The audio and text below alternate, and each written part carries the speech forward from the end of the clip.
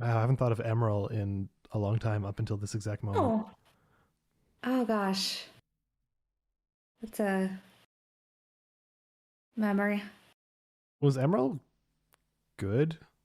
I don't remember anything I about mean, Emerald he other than he just Pam. had a lot of catchphrase. Yeah. Yeah, I don't think we knew any. I think that was before a time when we knew anything about the people that we saw on things. No, I mean, like, was he a good chef? Was he a good host? Was all these things? I I just don't. think he was I a don't pretty good remember. host. Yeah. I think he's probably a pretty good chef. Probably. He won the James Bean Award. He's no Guy Fieri. Who I think he was a is? better chef than Guy Fieri, actually. I'll probably. I mean, honestly, like everybody loves Guy Fieri now, which is legitimate. But like, I still, man, his New York restaurant, the Oh yeah, like vicious review of that is still my favorite food review, where it's just very like, good. it's very funny.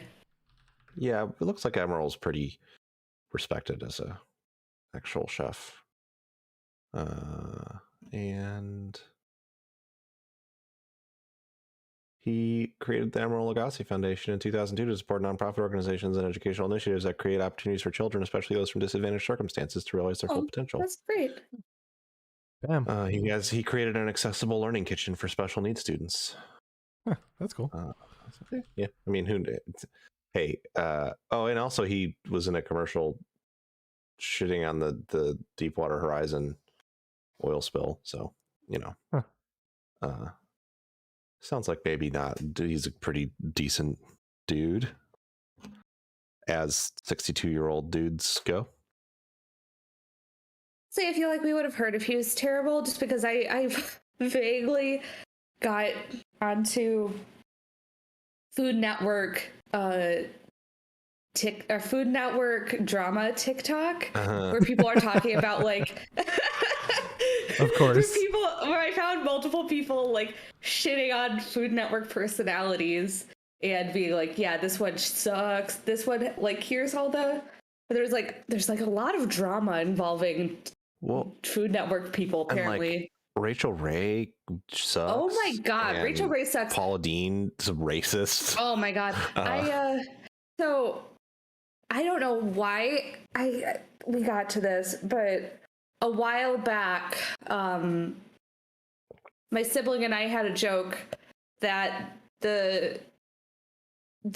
we had an idea for the most popular TV show that never happened, and now it can't actually ever happen because it was a talk show with Rachel Ray and Herman Cain. And I don't know why we thought that was so funny, but that was a very long running joke for us, was this talk show with Rachel Ray and Herman Cain. Chris, I know you're in the chat, and I just want to say I appreciate that every time you show up, you're in a different chat room. Today's YouTube. A couple weeks ago was the Fix Twitch. A couple weeks before that was my Twitch. He's always surprising us.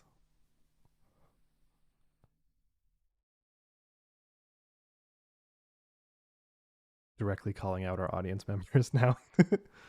Hey, you. You! Oh my god, that would I would hate that so much if I was an audience member.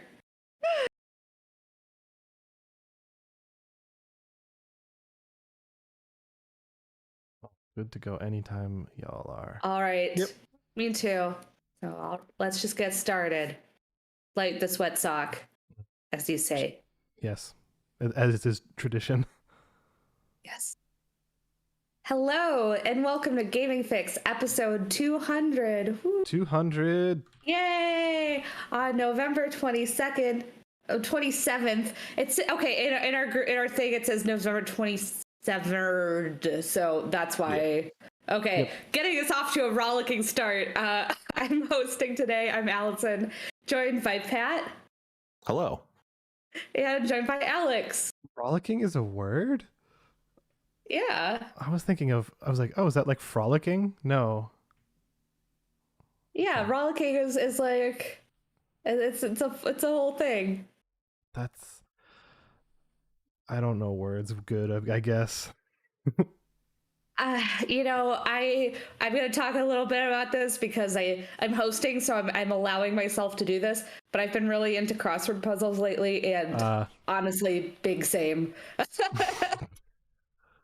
Big same. There are like times where I don't know words. On Thanksgiving, I went over to my parents, and I was like, "What is this word?" And I like read the clue, and my grandma was like, "Oh, it's that," and I'm like. So, anyways. I love it even better because the audio version doesn't get your just like exasperated this expression. Yeah. that was a little too visual for this, but I was just exasperated by I'm exasperated by the crossword puzzles right now, so that's my take. I mean, I love them, but I'm exasperated. It's funny when this is not meant as a like you made me want to play them less at all. But when we all started sharing crossword results, I was like, I did the Tuesday puzzle and it only took me 40 minutes. And then you'd be like, I just finished the Tuesday puzzle. And it would say like 9 minutes on your time. And I was like, what? How does one do that? Yep. Make you avoid doing puzzles. No, I just like them a lot. No, I get it. I'm impressed. I do think I think you're correct in that crossword puzzles are more about the puzzle than the trivia. However, absolutely. I do think that your Jeopardy consumption has led you to have a much higher general amount of like knowledge about stuff. And maybe there's that makes it crossover with Jeopardy and crosswords. Maybe that makes it feel like the trivia matters less than it does to mere mortals. Also, I feel like they have a similar style to their wordplay. So you see like a thing in a crossword where it's like, oh, this is a mild pun to make you have a nice chortle. And I'm like, oh yeah, that's the same way that they would do it on Jeopardy. So there are a couple of times where I've gotten some pretty big ones because I'm like, I can like sniff out how the wordplay is gonna go. So, yeah, exactly. There's some that like I laugh at them when I get them, and it's like Europeans, literally 8 letters, and I'm like, I don't. What? Oh, there've been a couple of them recently that have been very, very fun. Yeah, and I mean fun, and like. I just see that and I'm like, ooh, this is funny. Like ID checker. It says ID checkers, but it was actually id checkers because it's super egos. And I was like, that is a polite chortle. There are a few times in the last few weeks. I don't do them every day, but I do them usually once or twice a week at least. Where it's been a like, okay. Sure, the answer is tied to the clue if you are just kind of skimming the surface. But if you actually know about the subject, the answer kind of isn't. It's more complicated. And I just want to like email the crossword writer and be like, okay, look, like I get it. I get how you got here, but this is technically not really. Yeah, you're not. This isn't really correct. So the puzzle's kind of wrong because your answer doesn't really line up with the question like you think it does. I can't even remember off the top of my head what one of them was, but I did have a moment. I think it was a car thing. And I was like, that's not really... that's what it is. It's not really the right answer. Yesterday, I didn't finish that puzzle, but I got very, very sidetracked because one of them was Emperor's Order in Star Wars, and I was positive it was a do it, and I was like, oh, it's 56. So hopeful. It ended up being Sith, like Sith Order, but I was like, oh god damn it. Right? Stupid. And I'm like, but I was like, it is 4 letters, and I was like, oh, are you gonna put a meme in there? Are you gonna say do it? Because occasionally both Jeopardy and crosswords have like a meme or something like out of left field, and you're just like, what the fuck? Like one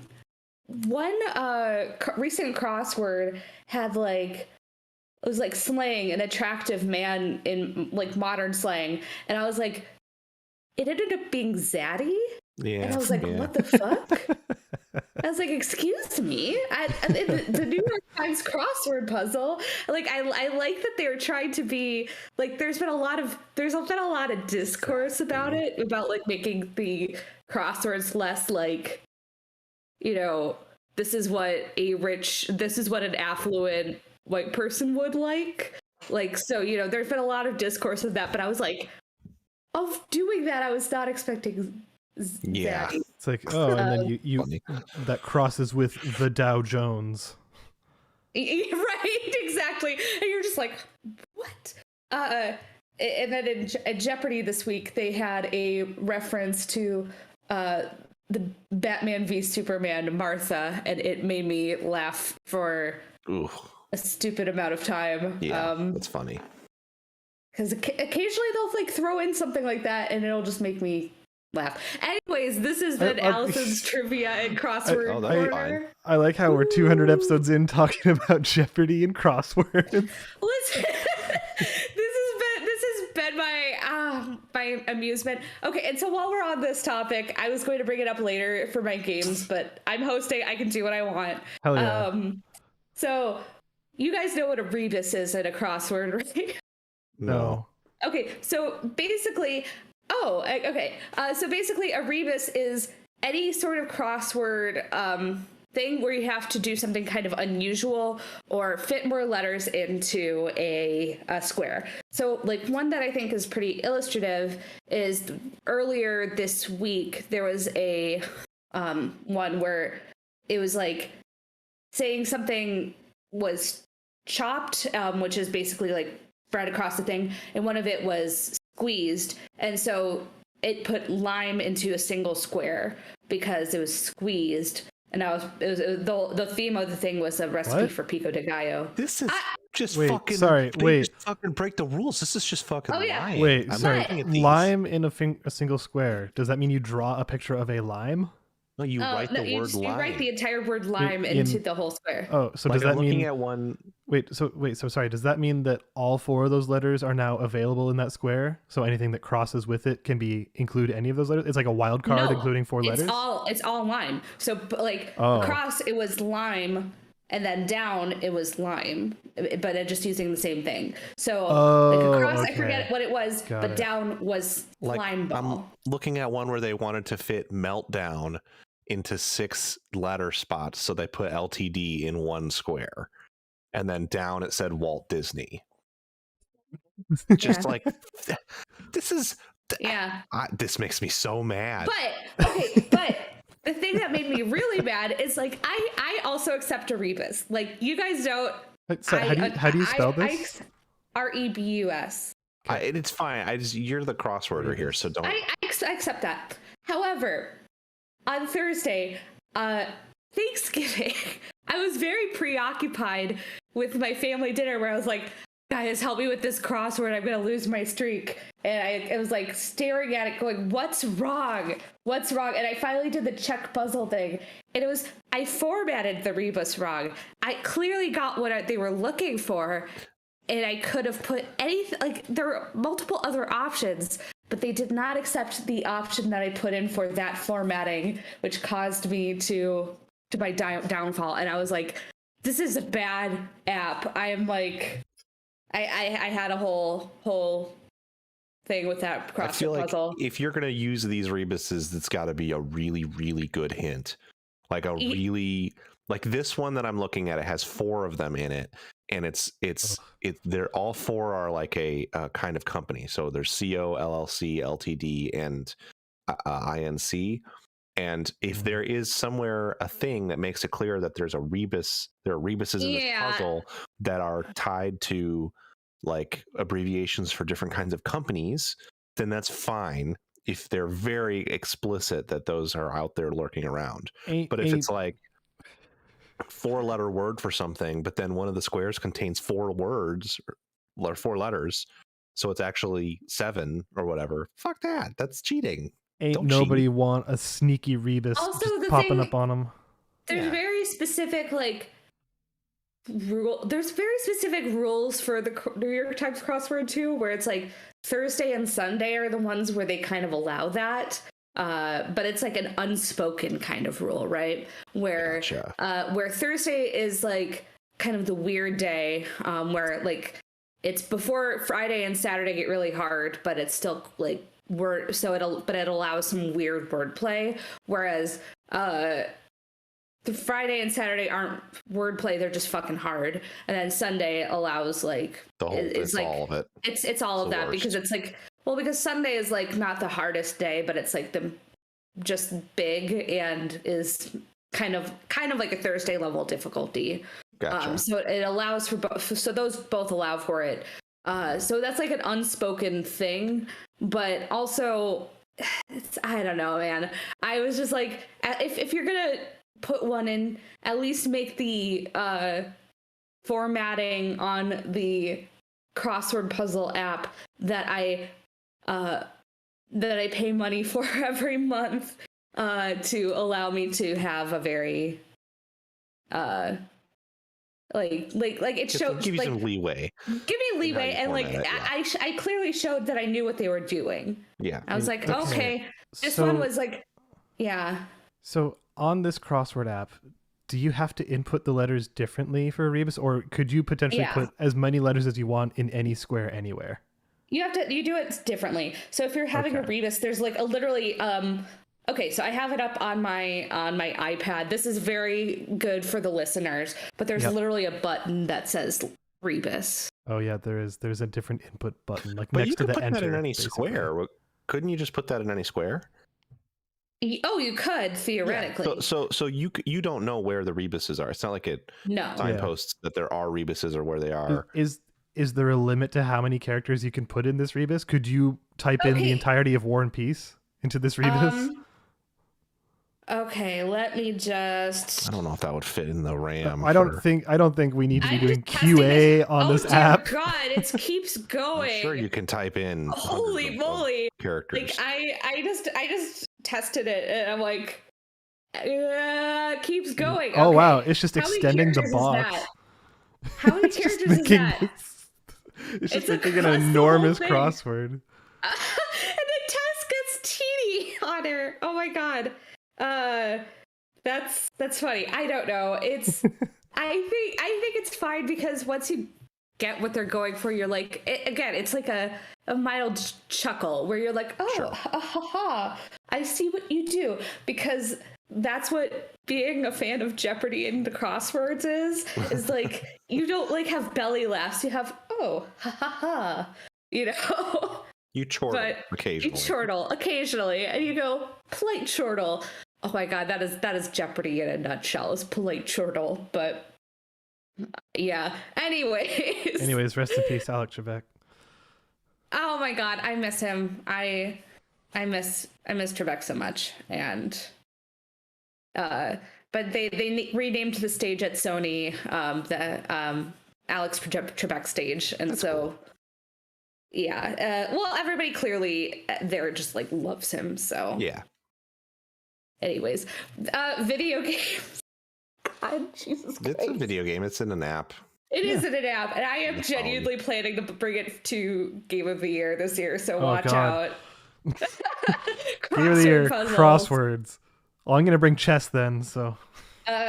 My dad and my sibling are trying to get me into these weird Sudokus, so watch out. That might be here too. I mean, it's people can argue for the tier list whatever they want to do, but I would argue if you want to bring that, like, My Uncle Teaches Me Chess game or whatever, that one, what's it? Oh man, there's a chess app that teaches you.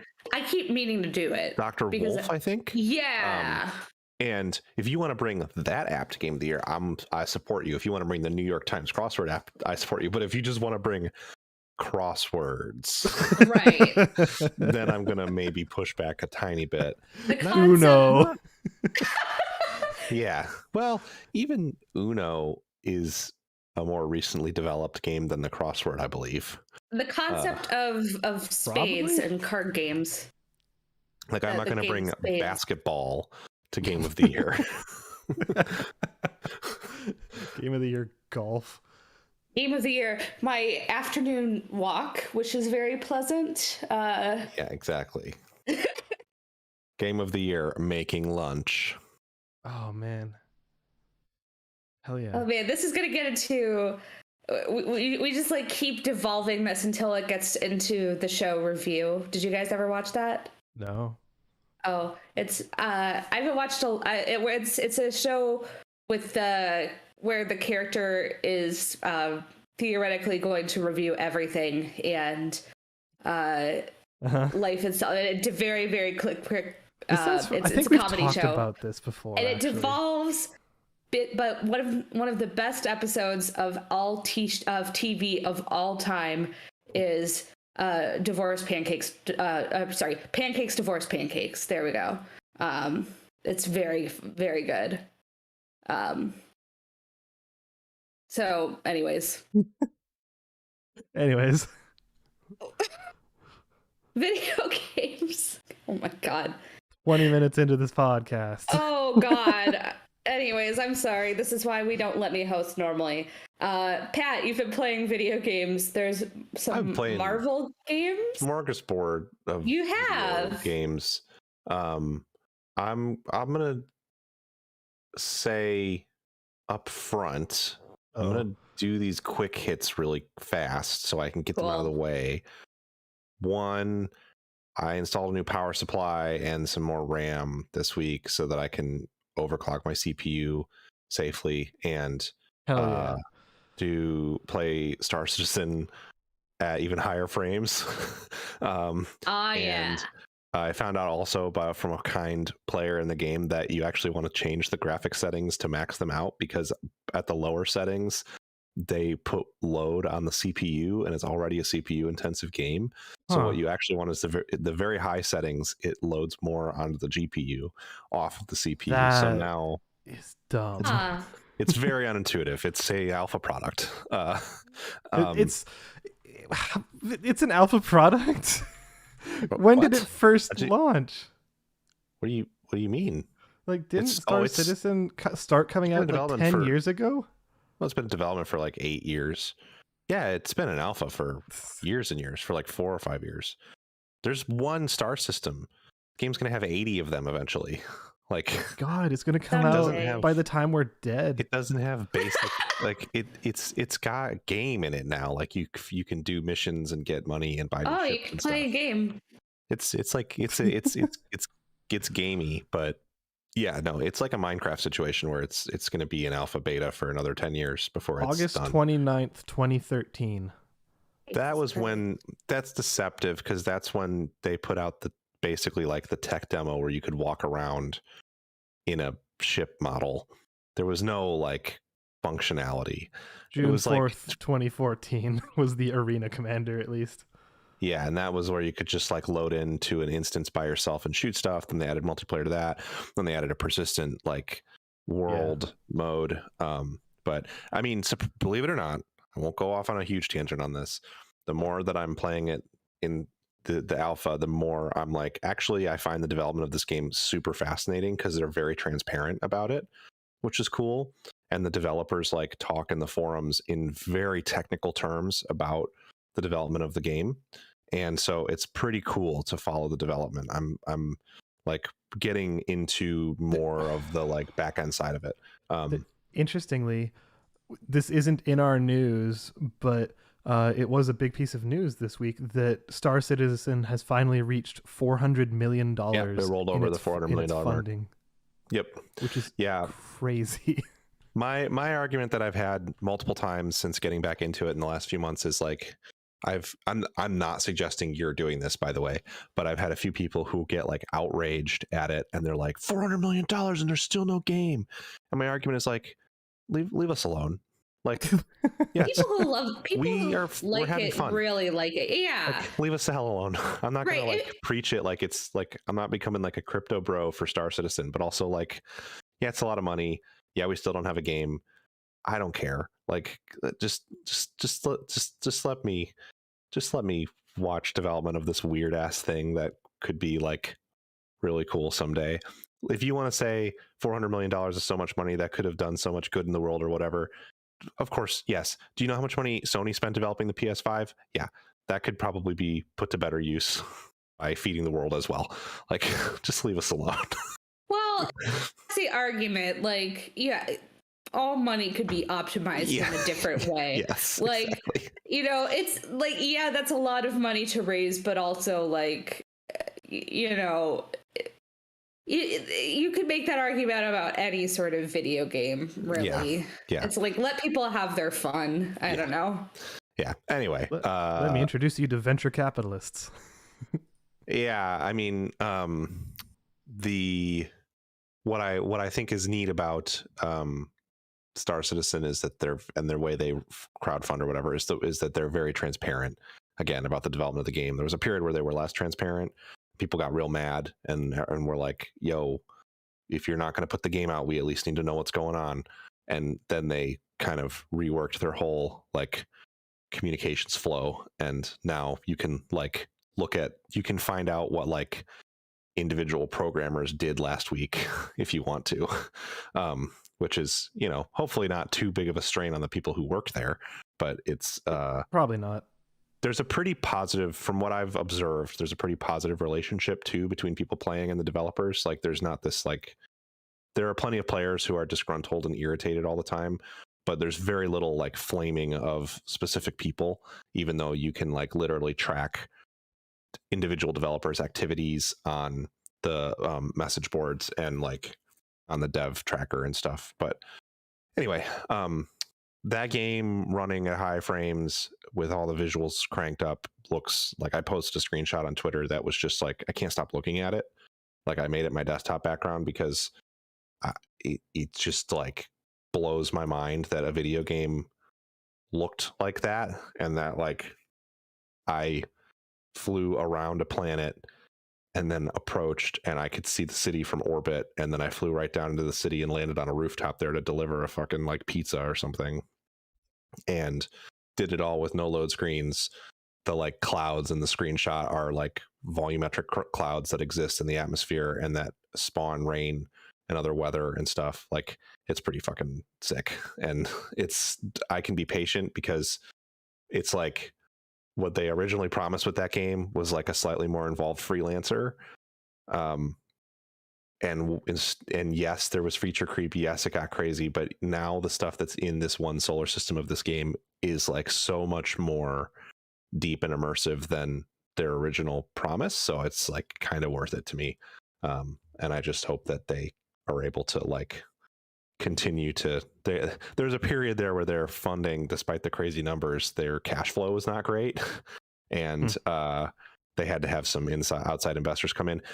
As to my understanding, that was around the time that the investors came in, but they were basically like to Chris Roberts, okay, we want this to happen too, but you got to let your team do the work and stop putting your fingers in it. Because it's like every 6 months, Chris Roberts comes up with a new idea and they have to scrap a bunch of shit and rework a bunch of shit, and that had to stop. So anyway, cool game. I'm excited to continue to keep up with the updates. The big one that's coming early next year is they're finally introducing server meshing. So right now you just like, it's like a Battlefield server. You connect to the game and it finds you a server to play on, and it's like a 50 player cap for the server. And next year they're going to be introducing meshing. So it's more like an MMO where there's a mega server and then smaller partition servers that represent like your ship and stations and planets and areas and stuff. So it should be interesting to see how that is implemented. There's some really cool tech stuff that one of their network engineers was talking about and doing a really good job breaking it down for people like me who kind of barely understand how something like that would work. So cool. Mostly though, I just like that screenshot a lot. And now that game is like my background. Anytime I need a new desktop background, I'm just going to go in the game and go somewhere cool looking and take a picture. I also have here that Halo continues to rip. That game, your ability to do okay in Halo is directly proportionate to how much fun you're having. But I'm getting my Halo legs back and able to not have games where I go like 2 and 12 like I was for a few days there. You're playing on PC though, right? Yeah. Are you playing with mouse and keyboard? I am, yeah. I guess like pros are playing with controller. I hate shooters on controller. I can't get into it at all. I played some of Halo 1 this week as well, so toying around with playing through them before I play the Halo Infinite campaign. And Halo 1, largely a great game, couple of real shitty levels, and boy do I can't. The sniper, or especially the sniper, but any of the weapons on controller, it's not very fun for me to aim them. I'm going to probably play, if I keep playing them, I'm going to probably play them on PC in the Master Chief Collection, because yep, Halo good, especially with friends, especially when you're doing okay. They have this Fiesta mode in right now, which is you spawn with 2 random weapons and then it's Slayer. It's very fun. And I played one game with that new Battlefield patch. Felt really frustrating to me. I don't know, balance felt like way off. I kind of liked how it was at launch, and it feels like the guns are way more accurate now, which means that you basically spawn and are killed instantly in a lot of places, which interesting, because reading their notes, it sounded like they were trying to curb that. I haven't had a chance to play it yet. Yeah, I don't know. It could be that I played one game, right? So it could just be that I was misperceiving things, but I felt, and it also could be that now people have played for a week and a half and they have really good attachments or something, and that's why. But there were multiple times where it felt like I had kind of properly engaged an enemy and I laid down fire on them, would hit them a couple times and go, okay, I can approach and like try to finish them, and I would get shot maybe twice and die, and it felt like I had no chance. So that was pretty frustrating. Had one good run in a tank. I think the biggest frustration I have with that game at this point is they really need to figure out how to balance the anti-air rockets in that game, because if you spawn in a helicopter, there are very good odds that you just can't participate, because everyone can have an anti-air rocket. So if you're like assaulting the skyscraper on Hourglass, of course you're going to take an anti-air rocket. There's no functional reason to take any other piece of equipment. And so if you get a helicopter anywhere near it, you'll be locked onto by like 5 or 6 anti-air rockets, and you're dead. And if they stagger them even slightly, then like your flare only helps one of those. And that's kind of horror, I think. So I think they should come up with, and that can happen on multiple different maps. It doesn't matter how good you are at flying, because the rockets don't really miss. Ever. There's no way to dodge them. So I think they need to rework how that stuff works to a degree. But you know, that game is going to be patched and iterated on for a long time, and I still generally have fun. So I'm looking forward to playing more of that this weekend. I think the first week of a game like that is always the best week, in my opinion, because it's before any kind of meta has settled. And they talked about this on the most recent Bread Radio, actually, with regards to like the latest Call of Duties and stuff like that. How it's always like the best before everyone is using the exact same loadouts and all that kind of stuff. For sure. Because people are just still figuring it out, and they're still figuring out like, oh, what's on this map? Like, what's the best routes to take? You know, like all this kind of stuff. When that stuff is still just in the air and not solved, that's the best time to play those games. And it still feels like Battlefield is that way, other than the fact that everyone uses the PP. Well, they don't now because the new patch. it did get nerfed. Yeah. But like for a while, everybody was using the PP. You know what I'm saying, Allison? Yep. I'm like, I don't even know if I want to. It's just a gun. It's a gun. Called the PPBs on. I don't remember what they call it in. I have never played a Halo, so. Oh, this is Battlefield. Oh, fuck. No, Halo's just good. Halo has very little. Halo needs more maps. Otherwise, Halo needs more maps, and the Ravager sucks. Otherwise, Halo's good. One really funny thing that I don't see people talking about: everybody complained about the rate of progression in the Halo Battle Pass. If you recall. Oh yeah, you complained about the rate of progression in the Halo Battle Pass first, as well. Yeah, I did. But it's not that bad. I was wrong, and people complaining about it largely were wrong. The funniest thing about it is people were like, you don't get XP for just playing games, and that's not really true. At launch, you would receive 100 experience points for your first match of the day, and then 100 experience points for every 2 games that you play. Okay. They changed it, and you could do that 24 times or 12 times. You could get the every 2 games daily. There was a limit, but you had to play 25 games before it stopped giving you XP per game, basically. Okay. Everybody complained. They changed that daily to now just giving you 50 XP per game all the time. So you actually get less XP from it because you don't get the 100 XP for your first match of the day anymore. You just get 50 per game forever, which is very funny to me. And everyone was like, see, they fixed it already. And it's like, no, they made it worse. But it's also fine. They clearly, part of the reason that they were like, everybody chill, was because they put out the event challenges this week, which give you extra weekly challenges. And those apply experience points to your event pass, which is a free thing. You cannot spend money on it. And also to your battle pass. So just generally, challenges are easier to complete during event weeks. It's clear that there's a whole like experience curve built into the way that the seasons and playlists are put together, but that it took more than a week for people to see that. But of course, because it's 2021 and it's the internet, everyone spent 12 minutes looking at the screen and then went, oh my God, this is a nightmare. Minutes. Yeah. With their sisters? Yeah, exactly. That's what I was going for. Anyway, those games, good. The 2 main things I did this week that are newer. First, I finally played Marvel Champions with some people. That's this card game that I talked about like 2 years ago. That game is exceptionally good.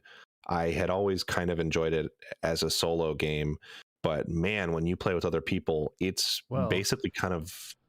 What? Pat, I can tell you definitively, we talked about it on episode 94, which was One Nut November. There you go. Yeah. So 2 Novembers ago, that sounds like it would have been 2019. Yeah. Obviously with COVID and stuff, I didn't really have a chance to play that game with people at all in 2020. I finally have a regular play group that's going to be meeting every 2 weeks. Kind of wish it was every week at this point, but the thing that's so cool about this game, so like brief refresher, it's a card game, it's a living card game. So you buy the core set, and then you can buy hero packs. So if you want to play as Thor, the core set comes with Black Panther and Captain Marvel and She-Hulk and Spider-Man and Iron Man. If you want to play as Captain America, there's a hero pack for him. If you want to play the against, then you're playing against sort of an AI villain. If you want to play against Green Goblin, there's a pack for that. But there's no random packs like there are for trading cards. Everything is predetermined, so you know exactly what you're going to get in every single hero pack and all of the expansions that they have for it. And the concept of the game is you are playing as a Marvel hero, and you can play with up to 4 people, 4 or 5, I think it's 4 people teaming up against these villain scenarios. So they've gotten so creative. Like in this pack that we played is old. It's from like 2020, I think, but I hadn't played it much. I'd tried it, but never with other people, obviously. We played against Kang the Conqueror. So Kang is like an Avengers villain. He's pretty fun in comics. I think they're going to do him in the MCU fairly soon. He is a like time travel guy.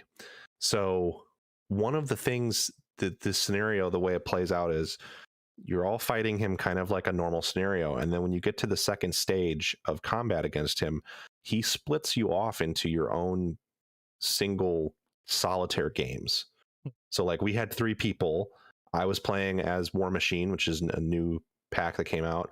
One of my friends was playing as Drax from Guardians of the Galaxy, and then my other friend was playing as Ant-Man. And we got to this stage where we were split out, and then in our own single solitaire games with a version of Kang that we had to fight, and we like couldn't help each other. We had to deal with this on our own, and everyone's like playing their turns and the villain turns solitaire in separate game instances. And then once you finish yours, you can choose to go to somebody else's to help them. And you're still making sure everybody's like taking their turns so that it's not like it's a real time where you're just playing as fast as you can or anything. You can still take your time. But it was so inventive. We ended up losing. But it was after we finished that part. And part of the reason that we lost is because we focused so hard on taking out the villains. We didn't focus that much on not bringing their like side schemes that can come out with them. So then we were overwhelmed with a bunch of basically modifiers to the scenario that we hadn't dealt with that made it really hard to complete it in the end. But it was so much fun. And even though we lost, we came away with this like, I felt like I feel like it was almost like a WoW raid or something, where now we know some of more of the mechanics of this deck that we were playing against, and we can rework our decks to better mitigate the stuff that comes out and becomes a problem. It was really, really, really cool to see in a harder, more strange scenario. Like I immediately went home and started working on a Spider-Man deck, and I played like 3 or 4 games yesterday by myself. To test it out some, and I'm really excited to keep playing it because I went so far I bought the expensive Spider-Man sleeves so that I could have Spider-Man art sleeves on my cards for the next time that we play. It's really, really fun. Highly recommend it to anybody who's looking for a good card game. It almost sounds like it's got some DNA shared with something like Spirit Island. Like, is it the kind of game that you could play solo if you so desired, kind of like Spirit Island in that way? Oh yeah. I had been playing it solo. Primarily, and you can play it solo by playing one character or by playing 2 characters yourself. Sort of like in Spirit Island, you can do the same thing. You could play 2 boards. Also, like in Spirit Island, and I think the big point of commonality between them is when you play, like, let's take Arkham Horror, which is one of my favorite co-op games ever. I love Arkham Horror. Great, phenomenal game. So nothing I'm about to say is to suggest that I think it's anything but great. But the characters in Arkham Horror, they're asymmetric, but they basically have like slightly different stats, and they'll have like an ability that they get that differentiates them. Mm-hmm. And those matter a lot in that game, and they can have a big impact on it. But like in Marvel Champions, and this is the thing that's similar to Spirit Island, the way we were playing, I was playing War Machine. He has an ammo mechanic where you have to reload his ammo resources every now and then in order to play his big damage cards. My friend who was playing Drax has to take damage in order to build up a certain resource that gives him bonuses to his attack when he does his basic attacks. So most of his cards are played around getting the enemy to attack him to get more damage up. And then Ant-Man literally can switch between 3 different. Normally you can switch between your hero's alter ego, so like Peter Parker, and then the hero side, so like Spider-Man. Ant-Man and the Wasp as well, because Wasp is also one of the characters you can play as. His hero card, their hero cards, unfold.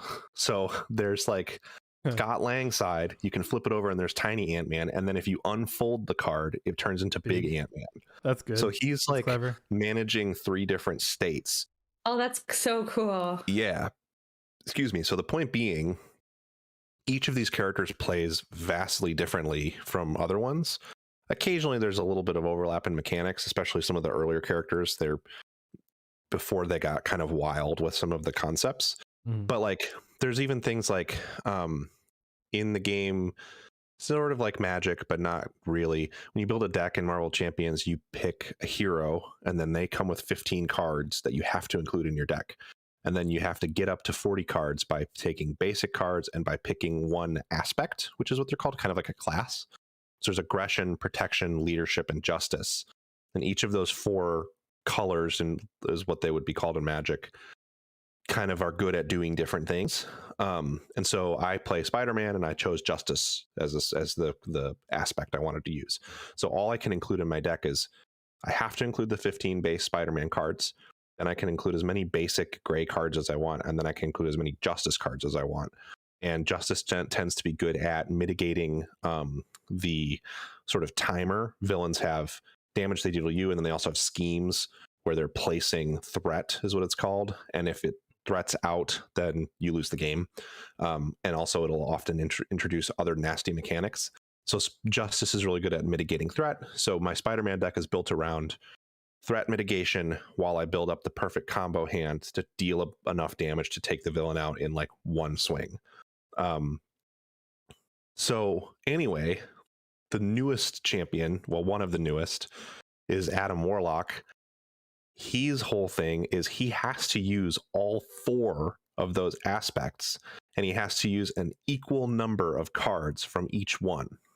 So he gets his 15 base hero cards, and then with your remaining minimum of 25 up to 35 cards, you have to take a equal number of them, have to be each of these different aspects. So anyway, point is that the characters are very unique and have very specific concepts behind them, similar to in Spirit Island, where each spirit is like, it's almost like a cooperative MOBA, because each spirit has such a unique kit that it's almost like you're playing something like a Dota, where you really have to take the time to understand how the character works in order to play them at a higher level.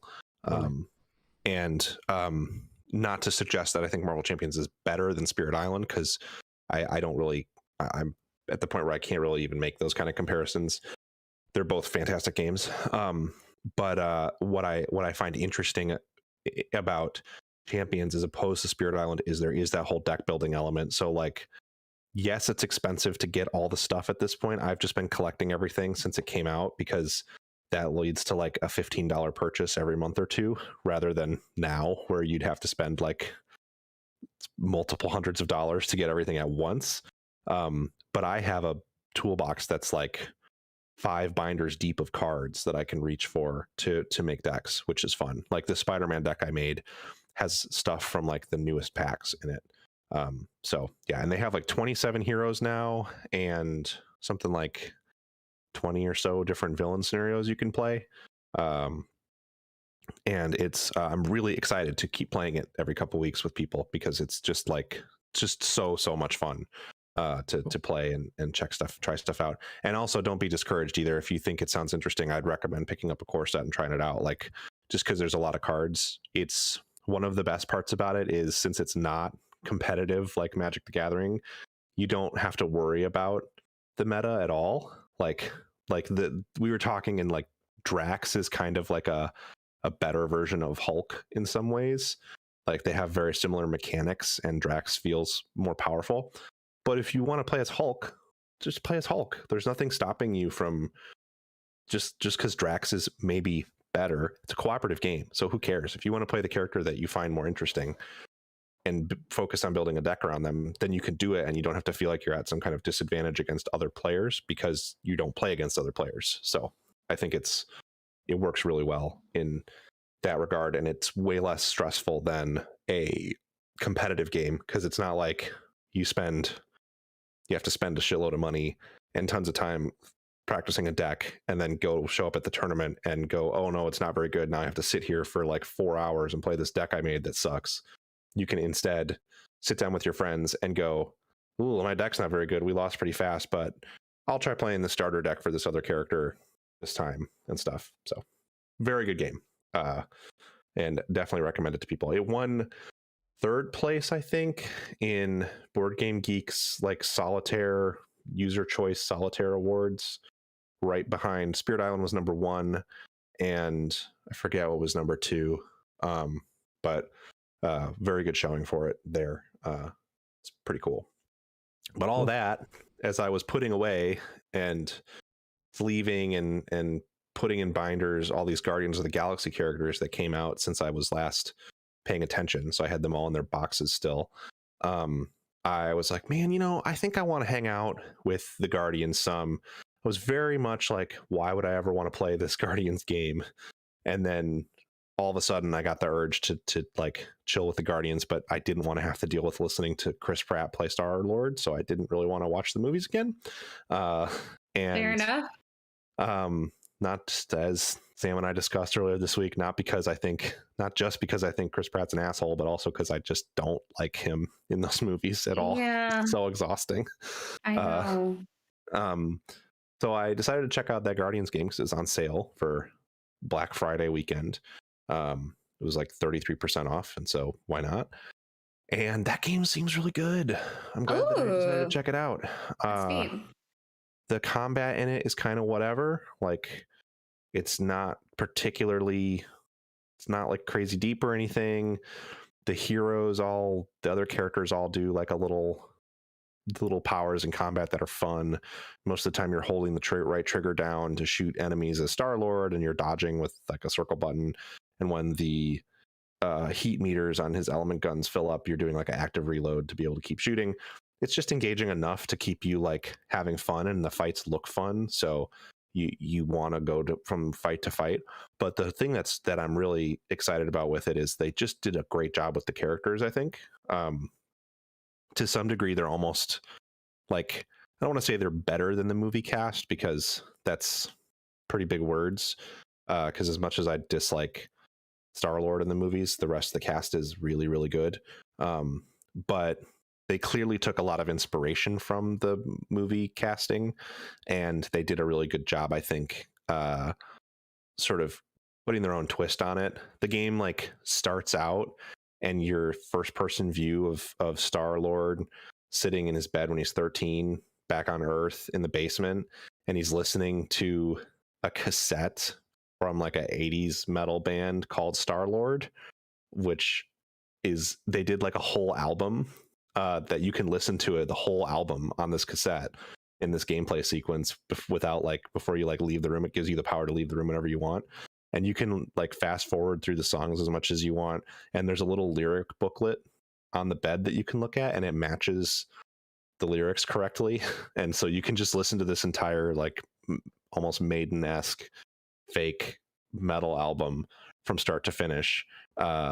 And it just, that kind of like attention to detail and tone sticks with the game into the parts where you're actually like on the Milano, and you can change, all those songs are on the jukebox in the Milano, along with like arguably one of the best greatest hits lists of 80 songs. They picked so much better music for this game than they did in the movies.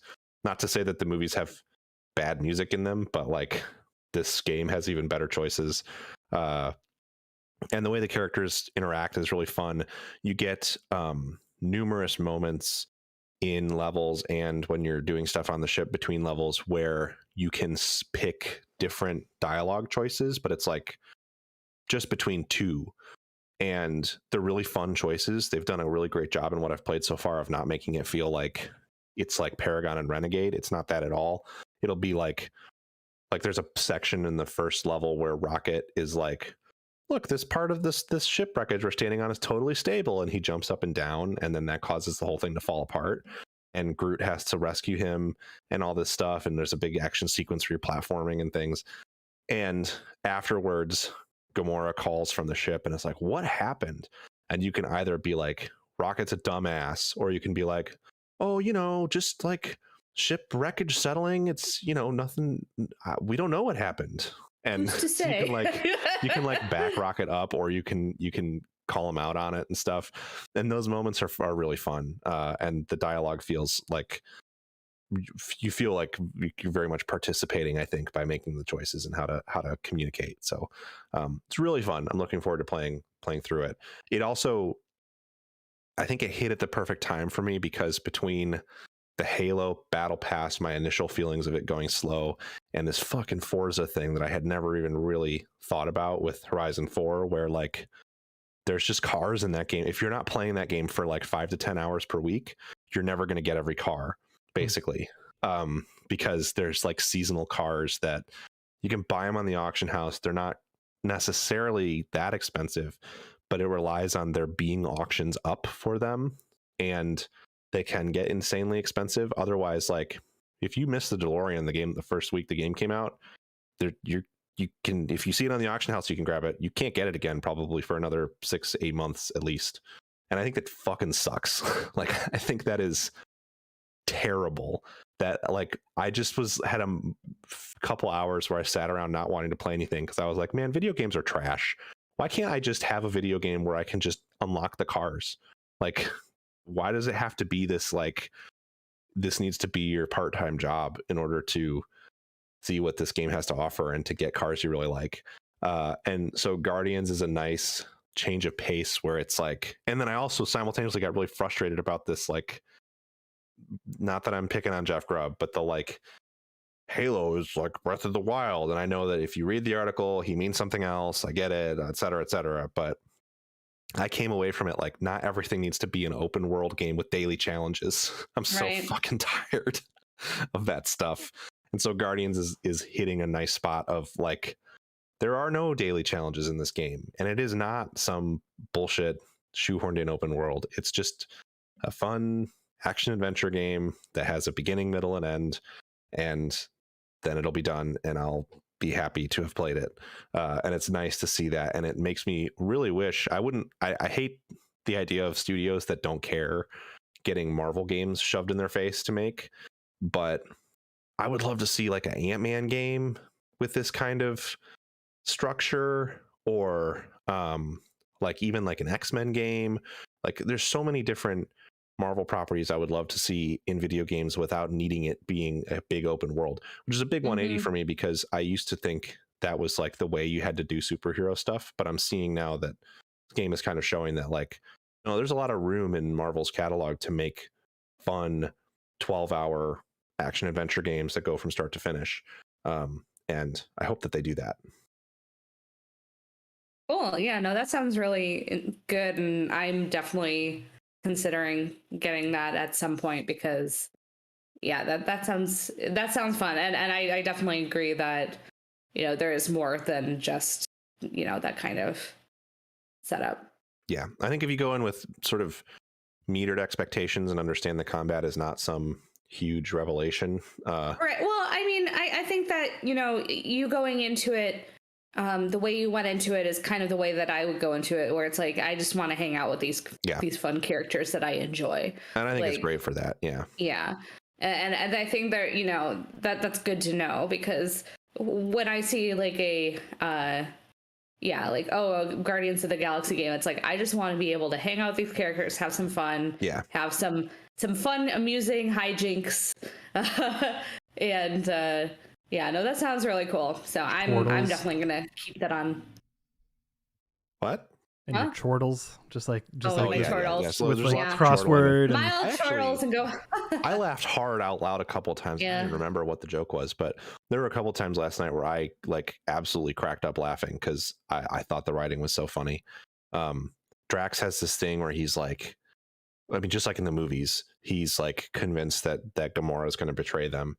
So he's just like constantly like explaining that he's keeping an eye on her and stuff. And Peter's like, just chill out, man. And there's lots of them arguing about it in some very funny ways. And Rocket and Groot's relationship is very endearing and funny. That's good. Groot does all he says is "I am Groot" thing, and it's cute. That sounds cute.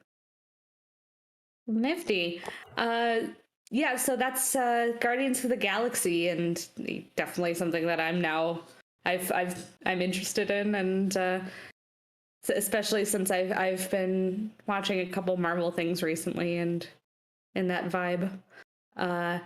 Alex, do you want to save your fun activities for later, or do them now? Sure. We can do that like right before news or something. Okay, cool. But you've also been playing some games that have some tech stuff. Yeah, we can talk about stuff pretty quick. I don't need to talk about any of it too long. Let's start with a game. Pat, you've also played this game. This is one called Wildermyth. Yeah, I liked it quite a bit. Yeah, I don't know, 2 or 3 hours in. I don't know exactly. Mm-hmm. I haven't looked at it, and it's interesting. I don't know if I'm in love with it yet. I'm still gonna stick with it, but I think it is interesting. It's kind of when it comes to the gameplay part, it's basically kind of like a really light XCOM, or like a tactics game, or any of those kinds of things where you're basically in an isometric world and you're on a grid and you're moving your party around, and they have various abilities where like I have a character who's an archer, I have a character who's got a pitchfork, and I've got a character who's got a wizard's staff, basically, who can take over props on the playfield, and props being like a barrel or a chandelier or a bookcase or whatever, and he can just like kind of take them over and do various actions with them. So like it's got some clever mechanics going on, and I feel like when you get new party members, you're just kind of rolling them for random weird kind of classes they can have, and then Mhm. all those classes individually have just interesting mechanics going on. Yep. Have you encountered any particularly bonkers or weird mechanics? No, not really. I think that the value to me in that game is less in the combat sections, which are fine, and more in the way that the story develops over time. Like it's so much about sort of weaving a narrative through player choice, but in a very different way than most games that purport to do that do. That I think then seeing how those choices, like I haven't ever had any like really wild um combinations of class and stuff, but like at one point I decided to like pick up this have a character put this like mask on, and it made Oh, sure. them it made them it changed a lot about how their character worked, but it also fit with the narrative implications of putting the mask on, how they worked then in combat. And I think that sort of, it feels really good, and it reminds me very much of playing tabletop games, which is kind of Yeah, what the game's homaging to. I would agree, but I would also say I've run into a couple where I've had characters undergo changes and it like none of the other party members reacted at all, and like it took about two, like you made the decision and it had about like one extra screen of like, oh, this is the decision, then it just carried on, and it was like, oh, that felt like it had no impact at all. Which was like, I don't remember exactly what it was. I think like I arrived at some area and then some wolf god talked to our party, and uh one of my party members was familiar with the wolf god by name, like being like, oh wait, you're this wolf god that I heard of as a myth when I was a child. And then I had options of like, oh, let this character talk to the wolf god or like pull her away from it and like all this stuff, and I let her talk, and it's like, okay, yeah, you can talk. And then her head became a wolf head, and then that was it. It was like, oh, now I'm a wolf. And then it's like, okay. And no one said anything. No one's like, wow, what happened to you? It wasn't anything like that. It was just suddenly she has a wolf head and no one said anything. It's like, okay, I think well, it leans heavily on your going, well, of course they talked about it. They didn't show it, but they must have kind of talked about it, and in your head kind of putting together what those conversations look like, which if I think that's part of where the comparison to tabletop games lies for me, because it lets you fill in, I mean, you have to enjoy it, I think, fill in a lot of the gaps, those gaps with sort of your own imagination to an extent. And I think that can be frustrating for sure. What I like about it is that the storytelling is abstract enough in Wildermyth that there's room for that, it feels like, yeah, and like the gameplay itself. But yeah, like they will talk about like if you get to a new area, because it takes time to travel to new areas, they'll be like, oh, remember that encounter we had over at place and stuff, like that you obviously did not participate in, but it happened in the meantime or something. And it's like, oh, right, okay, so they're still actually doing things on the way. We're just exactly. And we have engagements when we have engagements. for me, that style of, well, their head turned into a wolf and they didn't show them reacting to it, but I can infer the stuff that the way they reacted, it's more effective to me than something like a Mass Effect where you see every second of the story unfold, because I like having that sort of leeway to imagine things going different ways, or conversations going different ways when I'm not being explicitly told how they're functioning. And then it allows me to also, like in Wildermyth, you'll make choices about characters' relationships. Yep. It doesn't necessarily do an enormous amount of work. Like you're not seeing dozens and dozens of those of conversations between those two characters. It may just be like, oh, they're friendly, and then you make a couple choices and they get a little bit closer, and then they make the choice to become a couple or something. And you only really make like 3 choices along the chain, but you're kind of inferring the development of their relationship that you're not seeing when they're traveling and stuff like that. And I sort of like that, but I don't think that means that it can also be frustrating, I think, when it doesn't feel like it's reacting to things that you feel like it should be reacting to. But then other things like, oh, we picked up this ring and now there's a bunch of exposition about it. Why aren't they talking about this other thing that seems like it's more consequential? So yeah, it's interesting how they pick and choose what to highlight. Yeah, I think structurally it's an interesting thing. And I wouldn't mind finishing up like one scenario and then starting it over just to see how much it changes. Like to see how unique every playthrough is. Because it seems like there is a lot of room for stuff to change. And I would be interested in seeing that. Yeah, I think so. But like, I think it's good. I'm not ultra in love with it, but I can see why people are. Like I have some people on my friends list who have played this for like 80, 90 hours. And I don't see myself getting to that point, but I'm going to try and finish like a couple scenarios and see if it's can get through it. Yeah, I haven't played it that much. Like I've played a pretty similar amount of time to you, but I didn't realize the Steam reviews for it are wild. Yeah, they're extremely positive. Yeah, which is like, cool. Overwhelmingly so. And I think it's good, but yeah, I don't know. We'll see. I'll continue with it and then maybe have more strong feelings in the future. Sure. Another video game I started this a while ago and then just kind of, because I played the beta, I guess demo, but before it was released, it was a little game called Chicory. And Allison, you need to play Chicory with... I fell off of it, but I need to get back to it. Yeah. Oh, I didn't realize you fell off. I played it for like an hour or two, but I don't know why. I just kind of stopped and didn't pick it back up, but I do mean to play more of it basically. Yeah. Did you get to any of the boss battles? Yes. Yeah, because those are interesting. They are. Like, especially it's a very interesting game in general. Yeah, like it just makes a lot of strange choices that you wouldn't normally see in games in a really interesting and unique way. And it's telling a really, like, it on the surface it seems like a kind of dumb, like childish tale, but as it keeps going, it just gets more and more nuanced. Especially once you start getting to some of those boss battles and you're just like, holy shit. Yeah, and I would say it's probably worth not spoiling a lot of that for people, because a lot of the joy in it is being caught off guard by it. But mechanically it's really interesting because if you've not seen Chicory, it's kind of a top-down-ish 2D Zelda-y kind of thing, I guess. I don't know. Because like you're going between screens, like and like there's dungeons and stuff like that, and you're a dog, right? I think you're a dog who basically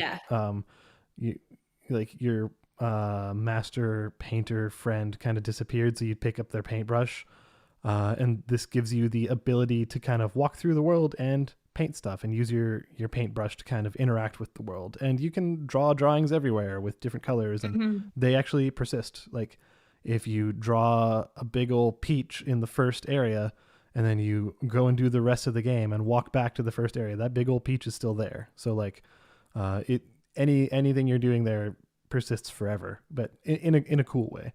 And yeah, I think mechanically it's not like extremely complicated. And I don't think the mechanics have that much depth, but they all come together in a really satisfying way. Like, especially when you start Metroidvania-ing it and start getting new abilities, like you can plant these trees that you can jump off of and stuff like that. Like, it's additive in a fun way, to where as an entire experience it's just super positive. And again, the story it's telling ends up kind of being the main driving factor, and the story and the characters within. But I'm actually only like an hour into this. I'm maybe a little bit past where I got in like the demo / beta / whatever it was. So I don't have that many new feelings, other than I still think it's really good. And I'm interested in seeing where it goes, because like I still just got past that first big boss battle, and that sets the stage for a lot that could happen. Yeah. So the possibility space right now, big. but I've not yet jumped back into that. Yeah, I definitely need to get back into it. It's just one of those where I kind of put it down and was like, didn't feel like going back to it, but it's really charming, and there's a lot of interesting potential there. So I'm interested to hear more of your thoughts, and Yeah, I'll try and have interested more to pick it up. Yeah. more nuanced and better thought out thoughts once I've gotten past where I was before, but we've talked about that before. Speaking of things I fell off of and then jumped back into, but just this isn't on our list. I'll just quick update. Don't let Andre hear. So I kind of fell off of JoJo because it came a shonen, and I fucking hate shonen.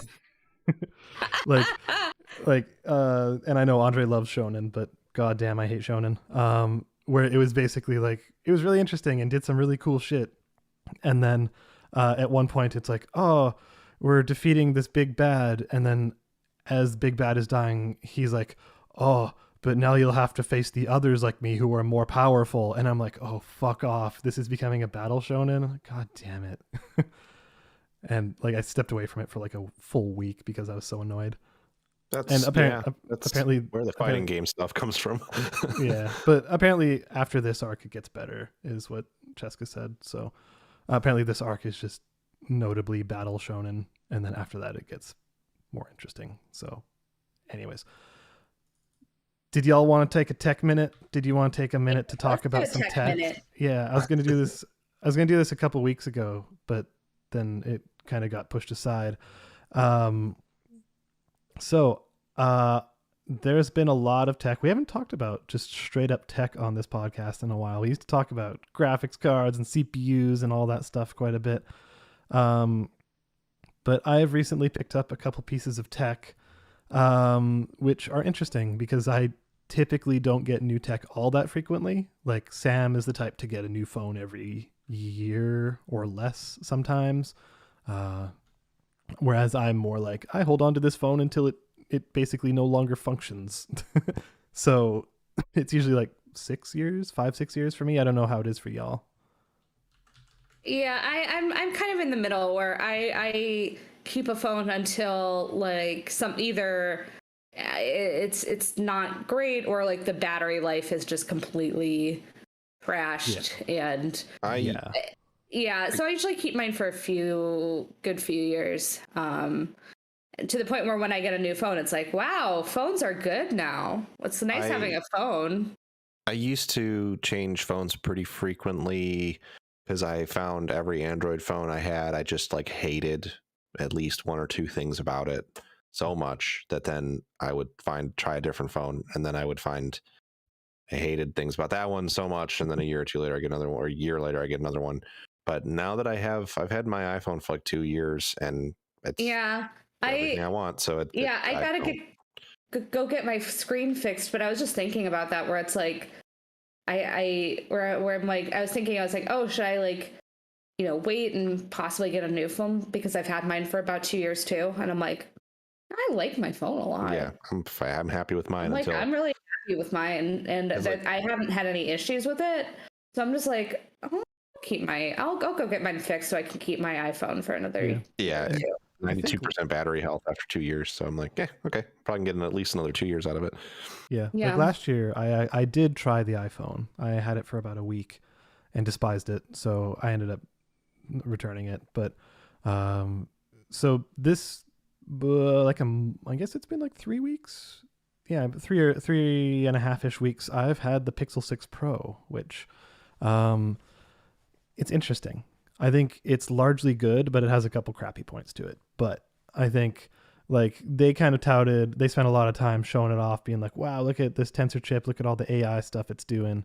Like basically kind of saying, hey, it's not the fastest chip in the world, which I think they're probably doing the right thing there. I think the arms race for the fastest chips has largely not mattered for about like 3 or 4 at least years, especially in the phone side of things, because like we're nearing the limits of what we can do for reasonable amounts of speed at our current wattage and stuff like that, unless we start moving into like quantum computing and stuff, or just really tiny 1 nanometer processes and stuff like that, which is like, that's at some point we're gonna run out of stuff to do there too. Anyways, so they're like, yeah, our chip isn't the fastest on the market, but we do a lot of stuff with it that you can't do in other places, like that's very AI focused. Like it's live translation that it does on the phone without needing the network, for example. So you can hold your phone up in a conversation with someone who speaks Italian, and they can just speak, and then it'll translate in there, and then you can respond in English, and then it'll translate for them right there. Again, don't need to be on a network. And it's like that stuff's pretty cool. Or like they were showing off the picture, what do they call it, the magic eraser thing, where you can take a picture, and if there's like a person like just kind of in the corner or like far away, and it's like, oh, you have this beautiful landscape picture, but there's that one person in a bright red shirt in these beautiful mountains. You can just kind of look at the picture, rub your finger over where they are, and it'll remove it from them, or remove it from the picture, and intelligently fill the picture. So it looks like they, it's basically like a Photoshop content aware filter, and it works really well, and it does it all on the phone. So like it doesn't have to connect to the network, etc. So I think just in concept, that's an interesting thing to be doing, to not just try and do the fastest, or, like the gaming phones, I think, tend to have that issue where they're like, we're the fastest phone on the market and we get really hot, so we need extra heat sinks. So holy crap, we're so powerful. But like, they're basically running the standard phone. It's just they're running it a bit faster. Whereas this is trying to do new stuff and novel stuff, which I think is cool. Some of it's gimmicky. Some of it, it's like you try it once and you're like, huh, all right. And then you never touch it again. But overall, I think it's a pretty good phone. It does have some issues. I think the speakers, like the audio experience on it, is absolutely terrible. Like I think the speakers are bad. I think the microphones are really inconsistent. Like sometimes they're okay, but like I tried recording some audio, like some music audio live that had just a little bit of bass in it, and like the bass just completely washed over everything, so that everything else sounded extremely muddy anytime any bass was present. So it's like, I don't know, a pretty common use case that people use their phone for is going to concerts and, recording what they're seeing and sending it to friends or whatever, or, recording it so they can watch it later or put it on YouTube or whatever. And like, I imagine if you go to a concert with this thing, it's going to sound like absolute garbage, which is really unfortunate. And Google tends to be the type of company to frequently change their stuff with updates. So like the Pixel 2, which is what I came from, had a really, really terrible camera for a long time. And just had a bunch of weird artifacting and lens flares and stuff like that. And they addressed all of that with updates, like without having to change the hardware. And that's a good thing. So maybe they'll tune the audio stuff a little bit, but right now it's like, for the rest of the phone, which is like A tier, the audio is like F tier. So, like you said, Pat, you can have a good phone, and it's like you like 90% of it, but then there's just like the 10% that's kind of garbage, and you're like, eh. Yeah. So that's the 10% of that one that's garbage. But the other Tech Minute thing that I picked up, and maybe I should do a full write-up about it at some point, is the MacBook Pro 16 with the M1 Max chip, which is basically the most top-of-the-line one you can get. I've been holding off on getting a new MacBook Pro. I have strong feelings about Apple as a company, especially when it comes to the MacBook Pro. Largely negative. I had a 2011 MacBook Pro 15 that I used as long as it lived, and then until the battery started exploding. Like, it was literally expanding so much that the whole chassis was buckling. Like, it basically looked like it just had a big tumor or something, and it was no longer usable. So ran that thing to the ground until it just stopped working. And I'd been holding off on MacBooks for it seemed like they were really overpriced for what you were getting, and they just weren't doing anything interesting. And there was always caveats. Like, there was, for a long time, people didn't like what they call it, the butterfly keyboard or whatever, that apparently just felt like garbage. I never actually tried one. And then like people hated the touch bar, and like they took away all of your ports, and then like it became dongle life and all that kind of stuff, where it's just like they're always changing little things here and there that seemed to make it kind of like they're trying different stuff, but all the decisions seem to be kind of crappy and not actually focusing on what people wanted. And like, you know, the camera that's on the thing was always terrible and blah blah blah. But finally, 2021, they announced and released the new one using the M1 chips, and it seemed like they made all of the right changes. Like the keyboard's better. It has lots of ports. It has an HDMI port again. It has an SD card slot. The screen is like a really nice OLED. It's just, the speakers are fantastic. It uses MagSafe again, which that was the main thing that kept me away from the previous M1s, is that those things had two Thunderbolt ports, and that's it. That's all that was on it. And that included how you charged it. So if you wanted to charge, you were taking up one of your two ports, and suddenly you only have one port to work with. And it's like, that's hard living, man. I don't care who you are. But now they brought back MagSafe, which is great. It's the thing where it's like a charger held in with a magnet. So if you trip over it, it's not going to pull your computer over. And then it also has an additional 3 ports and HDMI and all that stuff. So it's great. And the M1 Max chip is just insane. Like it's like a 10-core CPU and then a 32-core GPU, which as a programmer who does machine learning stuff is very exciting, because like they showed it off for content creators who do stuff like video editing in like Final Cut or Premiere or whatever. And it taking render times down from like, I don't know, this 4K video that took half an hour to render on a Mac Pro, as in like the garbage can or cheese grater Mac Pros, the big ones, the desktops, now taking like 5 minutes to render on this thing on a portable computer. And largely it seems like those claims are pretty true. Like it doesn't seem like they were inflating numbers at all. It seems like it is actually that insane, and it doesn't get that hot, and it's just great. But yeah, for machine learning, for programmers in the house, it doesn't use CUDA cores because it's not NVIDIA, so you can't actually use CUDA if you're used to using like TensorFlow and stuff like that, whatever. In our projects, we're actually using a Golang based machine learning thing, which we can control how it does all this, and it's kind of awesome. It's taken some of my processes down that take like, I don't know, half an hour, 45 minutes, an hour or more to train on my local machine, because I have to do training on my local machine for some stuff, down to like 5 minutes. And it's like the amount of time you save just from that, like just having stuff that used to take an hour or 2 hours down to like 5 minutes is insane. It means you can do so much more in a day. It's great. So they finally made a really good MacBook Pro again. It's actually worth it for professionals, and I would recommend it to programmers now. I think it's a good time. It's a good one to get in on. You maybe don't need the Macs if you're not doing like machine learning or video editing. You can probably get away with the Pro, but it's solid. I would say it's like a 10 out of 10 laptop. Probably, I'd say the best one I've ever owned. And I've had a lot of machines over the years. So yeah. Anyways, Tech Minute. Tech Minute. Cool.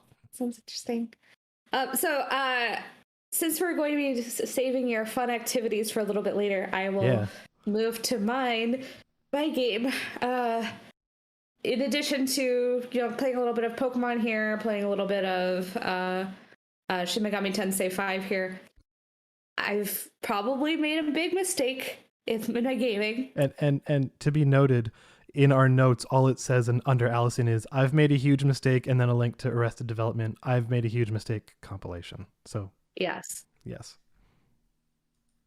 I downloaded and might be getting into Genshin Impact.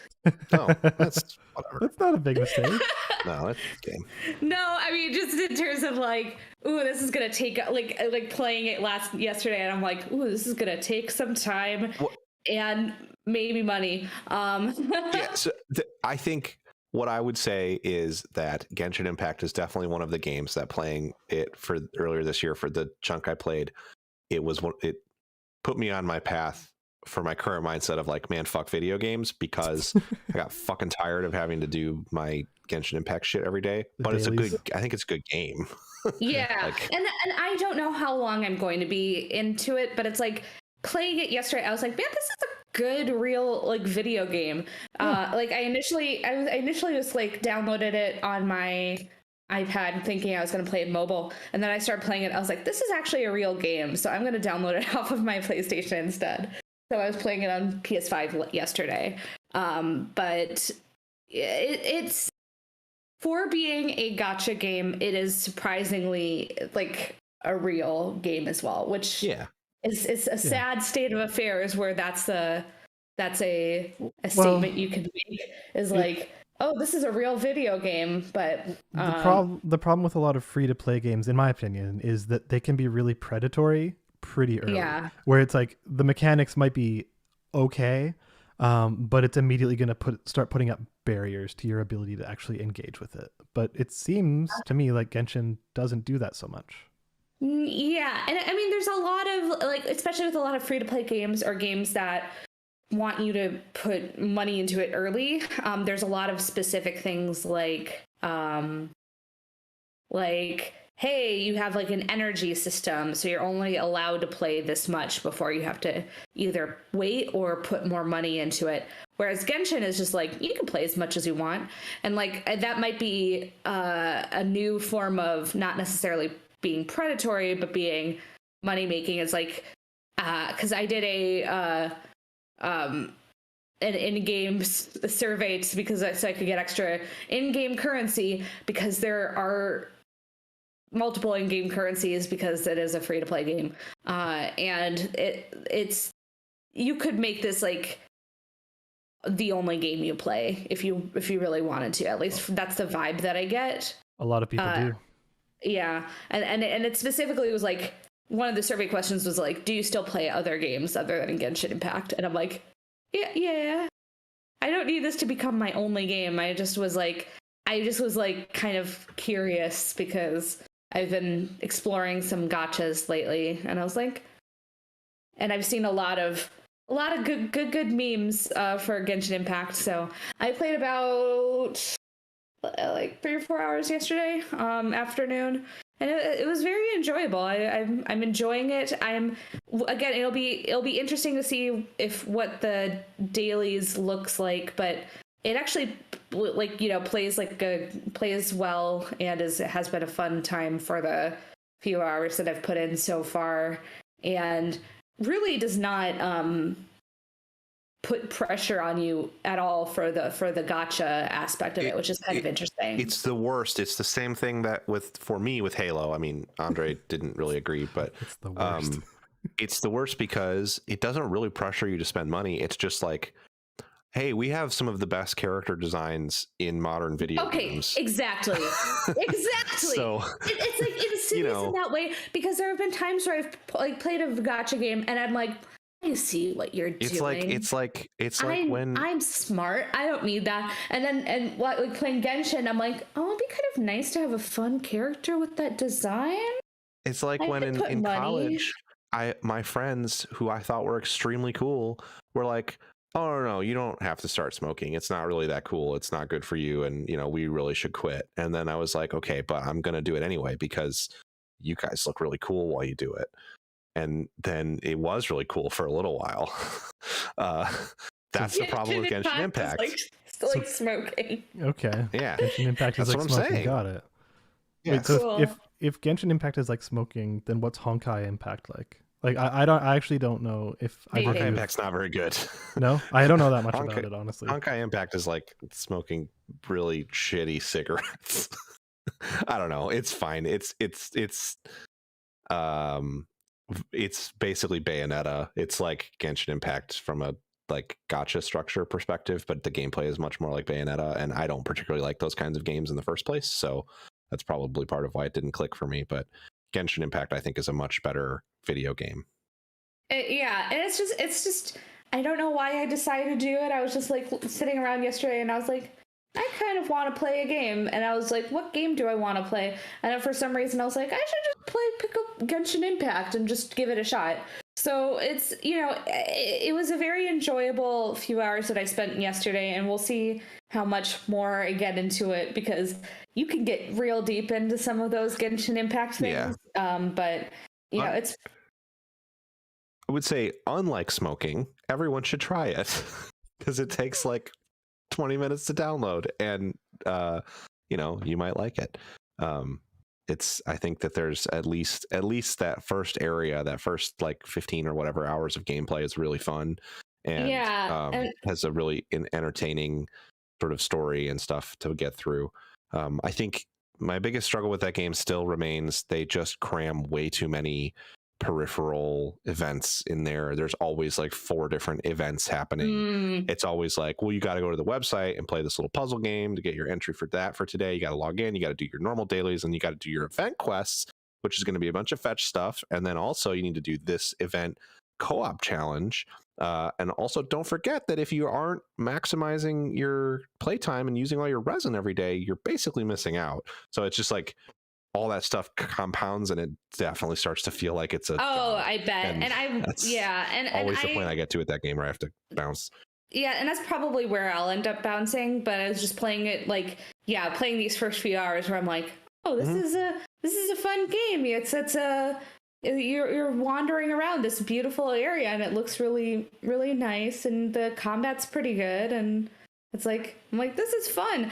I have to say, I'm glad that I did end up re-downloading it, but on PS5, because I don't know how much I love doing it with, especially since I don't have a controller for my phone or tablet. I don't know how I'd love the touchscreen. I've heard people say they get used to it, but I'm like, do you though? Damn Zoomers. I'm like, yeah, I don't know if I can do the touchscreen joystick. Yeah. But anyways, I we'll see how deep I get into Genshin Impact, but it's been I had a good time with it yesterday, and we'll see. Anyways. Do you have strong feelings about oh god, what's her name? Starts with a P. Paimon? She's like Paimon, yeah. I would lay down my life for Paimon. Yeah, Paimon's good. Fair enough. Also, have you seen any of the jokes yet about how Paimon's an emergency food source? I sure have. That continues throughout. There's now dozens of hours of story, and even when the last story quest I did, someone was asking about Paimon, and there was a joke about Paimon being a source of sustenance in an emergency, and it's very funny every time. It's very funny. Well, some of the writing is like genuinely very, very charming and very, and very good, and some of it is like, okay, I did not expect that, because it's like this like charming anime world, you know, it's people have made the comparison before and they will again, but that kind of Breath of the Wildy feel of running around collecting stuff, and well, and it's explicit in this game, like you have a stamina meter and a glider. So yeah, exactly. So it's like, but then it's like one of the first NPCs I met, I was like, I was on the bridge into the city, and the pigeons flew away, and the kid's like, oh, the pigeons are gone, and I'm like, oh, they'll come back. And they're like, I hope so. I hope they come back, unlike Dad. And I was like, what? I was like, excuse me, what is this game now?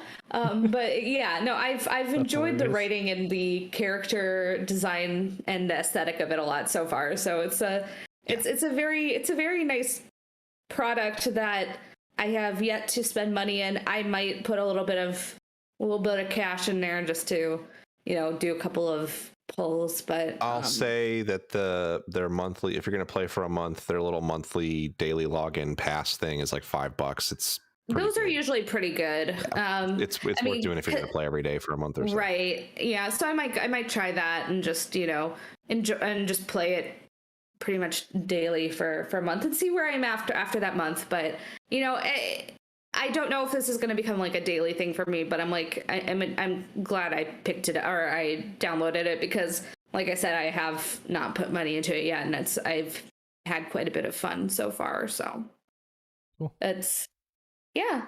Genshin Impact. All right, Alex, so you said that you prepared some fun things for this episode 200. Yeah, so we have 200 episodes. Well, we have 199. We have more than 200 episodes, actually.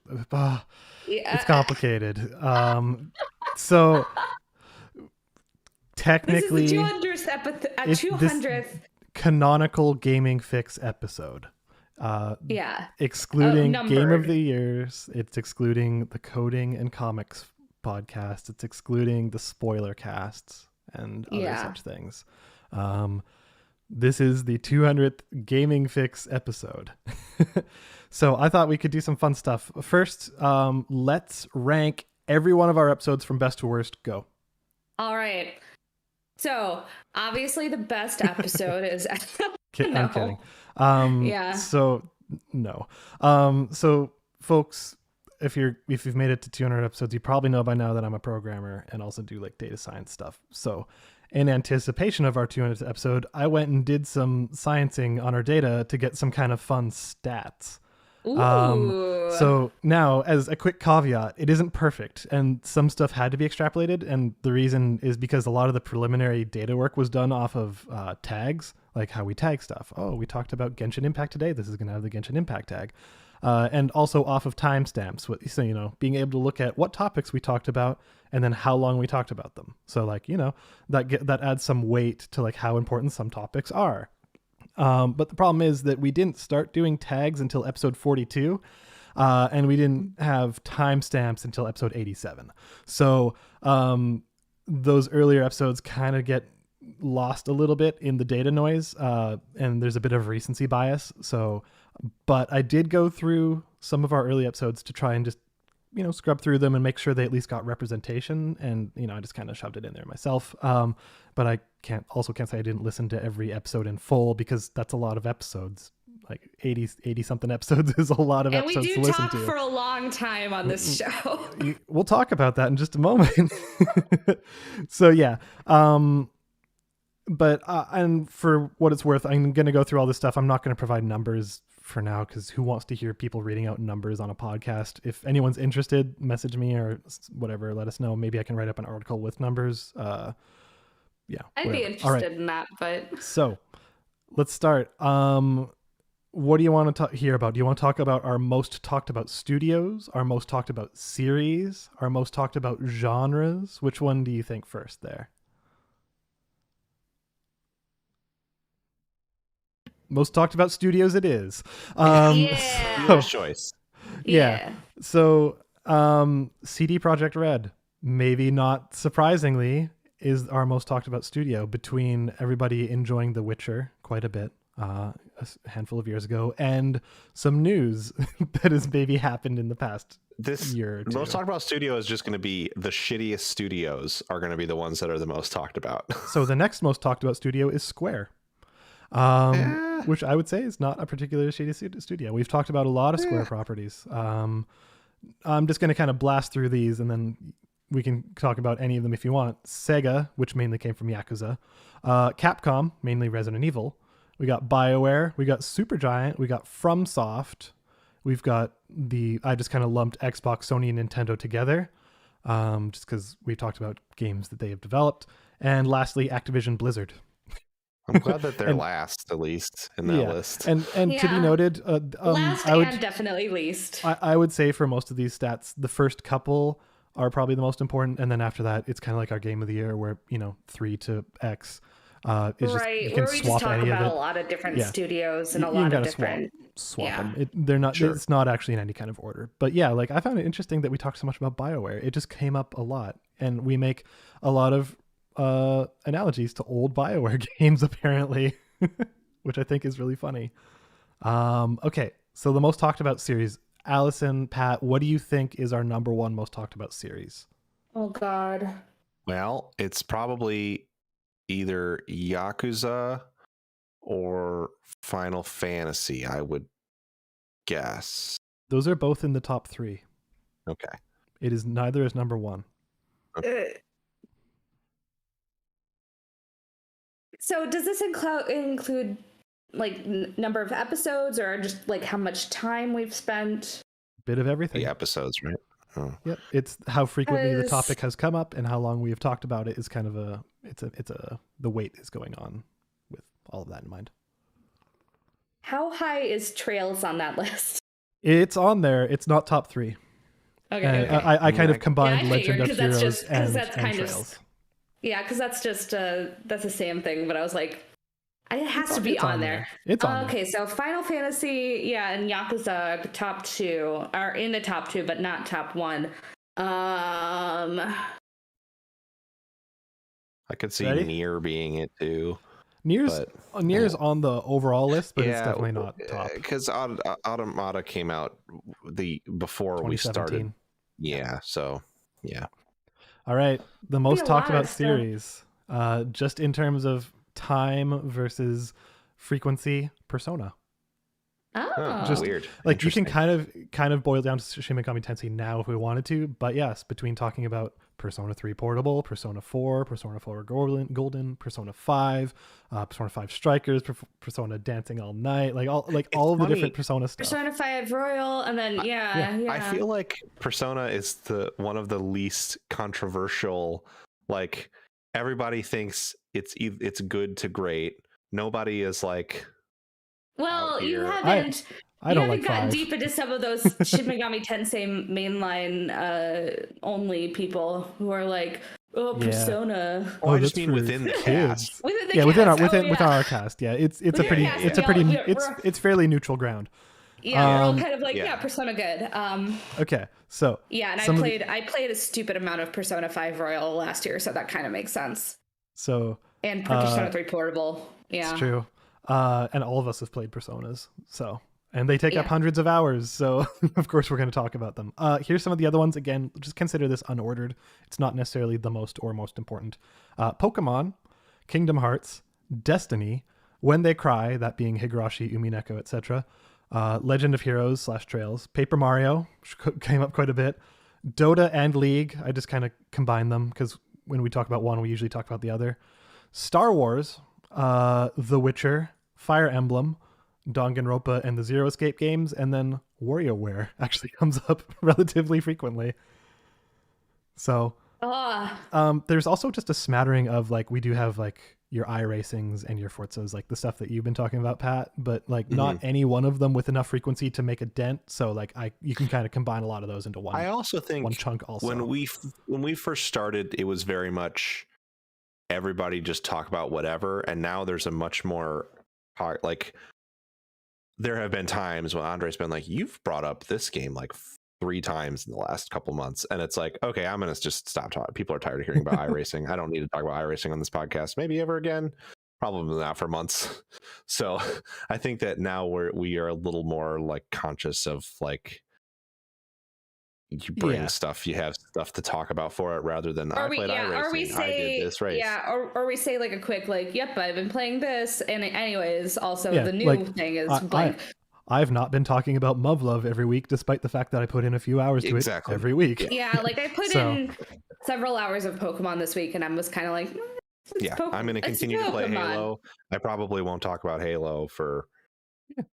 I mean, maybe because of the campaign, but not the multiplayer for a while. We used to provide pretty frequent updates, especially if we're playing long-winded games. So we don't do that so much. All right. Which might be how Persona got in there. Yes. Yeah. So I don't think our most talked about genres is going to be particularly surprising. This one was harder to rank because I kind of had to interpolate we didn't always mark down genres that we were talking about, and I just kind of had to go through some of our top stuff and say like, oh, this was its genre and stuff like that. Yeah. So again, not in any kind of order. JRPGs are right up there. I kind of expected that. They're right up there along with visual novels. So because a lot of them have come up, and including like things like Murder by Numbers and like obviously the whole loads of bullshit I play in Necrobarista and things of that nature. Yeah, and then we like you play a lot of visual novels, but we also like bring a lot of other stuff in there, like Murder by Numbers, and I just played the Famicom Detective Club. Earlier this year, and we talk a lot about shooters and action games. I kind of combine them, even though they are separate genres. Racing actually gets a lot because we all like Forzas, also, as it turns out. But Pat, you bring a lot of racing, which we like to talk about. Roguelikes and roguelites get a ton because they're great.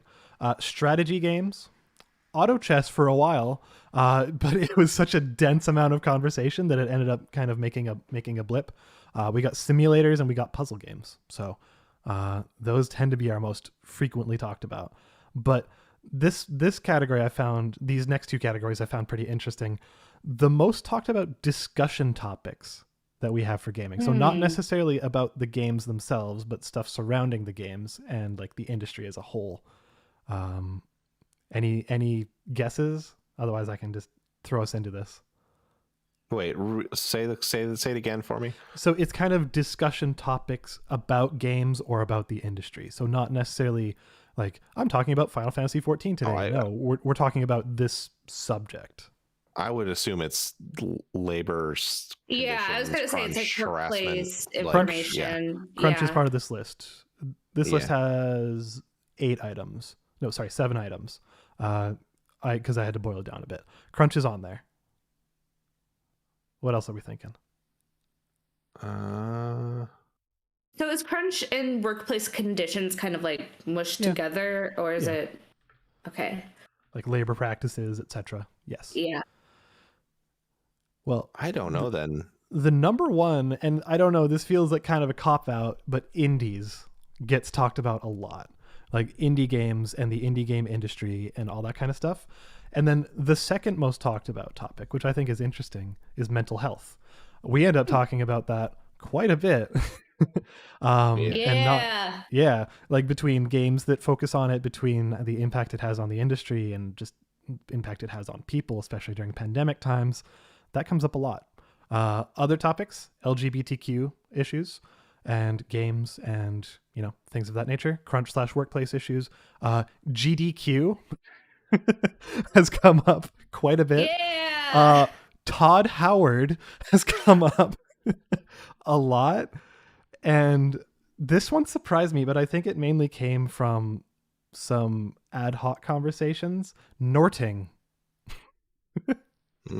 From the Kingdom Hearts series specifically. Norting has come up on multiple occasions. I love how this list goes from like mental health, LGBT, Todd Howard, Norting. Yeah.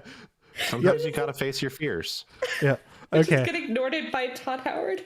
This one, we have more stuff to go through. I have lots of these data. I'm not going to go through absolutely everything, but this one I think it made me laugh the most. So be ready. The most talked about non-gaming discussion topics that just come up with the most frequency. Jesus Christ. Everything? The number one makes me so happy. Anime? It's on there. Okay. It's not number one. I don't even have any. As soon as I say it, you're going to know.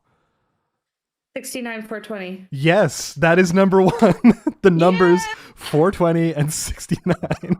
This podcast sucks.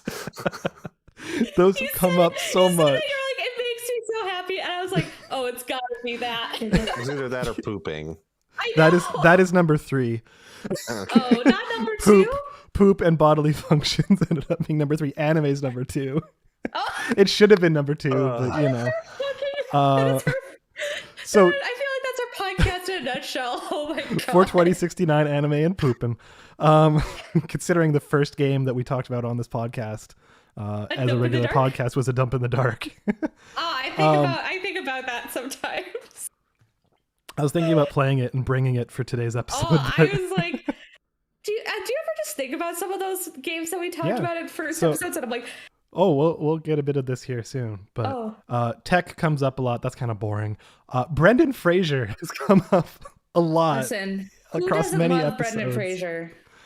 Coding comics and movies. Sorry. Oh, no. Is it partially because of Honey Brendan Fraser from Final Fantasy 14? No, I didn't include anything Final Fantasy 14 related for Brendan Fraser. We're just talking about Brendan Fraser and like The Mummy and stuff like that. But yes, I included coding comics and movies, but those have their own podcasts at this point, even though they're not done as frequently. We only did one episode of Movie Fix. And then we had Comic Fix I haven't seen in a while, and Coding Fix I've had to put on hiatus for a little bit. But next, music comes up a lot. Specifically, K-pop makes a great showing here because I think pretty much everyone here listens to K-pop, and we have whole 20-minute segments talking about K-pop in some of the older episodes, so it's pretty good. Last 3, books. That's not too surprising. Pornhub Oh, came well, up there was, yeah. because we had one, and then we talked about the issues with it, and Yeah. got rid of our Yeah. Pornhub. And Yeah. the last one, which it barely made the list, but it seemed important enough to bring up, is Gritty. Well, that's, yes, Oh that's boy. important. Yeah. Gritty has come up quite a bit, Oh, which I think is I love hilarious. this. So here's the one that I think is fun. Our most listened to episodes, excluding Game of the Year, because they just typically had the most concentration. So not Yeah. including Game of the Year, just canonical numbered Gaming Fix episodes. I've split this into pre-2020 and post-2020 because post-2020 we started just getting more listenership and those numbers just got inflated. But pre-2020, I don't expect you guys to remember all of the titles just offhand because there's a lot of But them. there are some of them where it was like, what was that one where it's like, I don't even know. Was there one that had involved either Wario or Luigi and Luigi's? Maybe that might Dingle show up dongle? in post 2020. But Oh, pre okay. 2020 we got 3 of them that showed up with just overwhelmingly the most. One was Yeah. episode 8, which was Made in a Fix, where we talked about Made in Abyss. Oh, And I think the Made in Abyss community just really wanted to listen to that one or something because it has a lot of listens. nice. And what else did we talk about? We were actually joined by Chris Edgerton, and we talked about a whole bunch of games. This is before we had tags and stuff. I don't remember. I didn't write it down. Sorry. Talked about video One games.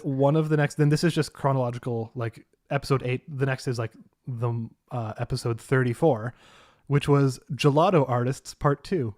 Yeah. If y'all oh my remember God. talking about making gelato. Oh, We also talked about Dead Cells, Overcooked, Death's Gambit, Guacamelee, Hungry Hearts, Dota 2, and Octopath Traveler. But we talked quite a bit about gelato, and I believe that came from Erica's journey to Japan, hanging out with Andre and making gelato. So, making gelato. Yeah. and then episode 87, which was Norman Reedus's private room. That was the episode title. You can guess what we talked about there. We also talked about Star Wars Pinball, Plants vs. Zombies, Battle for Neighborville. I don't even remember that, honestly. Skate, Monster Hunter, Resident Evil, Death Stranding, of course, and just a whole bunch of other stuff. So that's pre-2020. And again, I'm going to continue going here in chronological order, not necessarily number of plays, and I'm not including number of plays because if you want it, let me know. But episode 112, and maybe this is the one you were thinking of, Wario dies in a podcast.mp3. Hell yeah. That's my one That of, might have been it. that was one of our most played, and that had some great jokes in it. I still love that episode. There's a lot of just Wario jokes. We talked about Warzone. We talked about Ori, Murder by Numbers, Round Guard, which I forgot about Round Guard, Neo 2, and we had a bunch of Twitter questions. But next, Reggie's Twin Pools, episode 114. Oh, Where we're talking about his big ol' eyes that everybody loves. And we actually had Jeff Davis on that episode. So many thanks to Jeff Davis. We talked about Beastars, which I'm glad we talked about. And Doom Eternal, Stella, Animal Crossing, Nintendo, Death Stranding again, Game of Thrones Conquest, Asgard's Wrath, Black Mesa. We talked about a lot of games that week. Black Mesa, Half-Life Alyx. Anyways, the next one, episode 115, is our individual most played episode.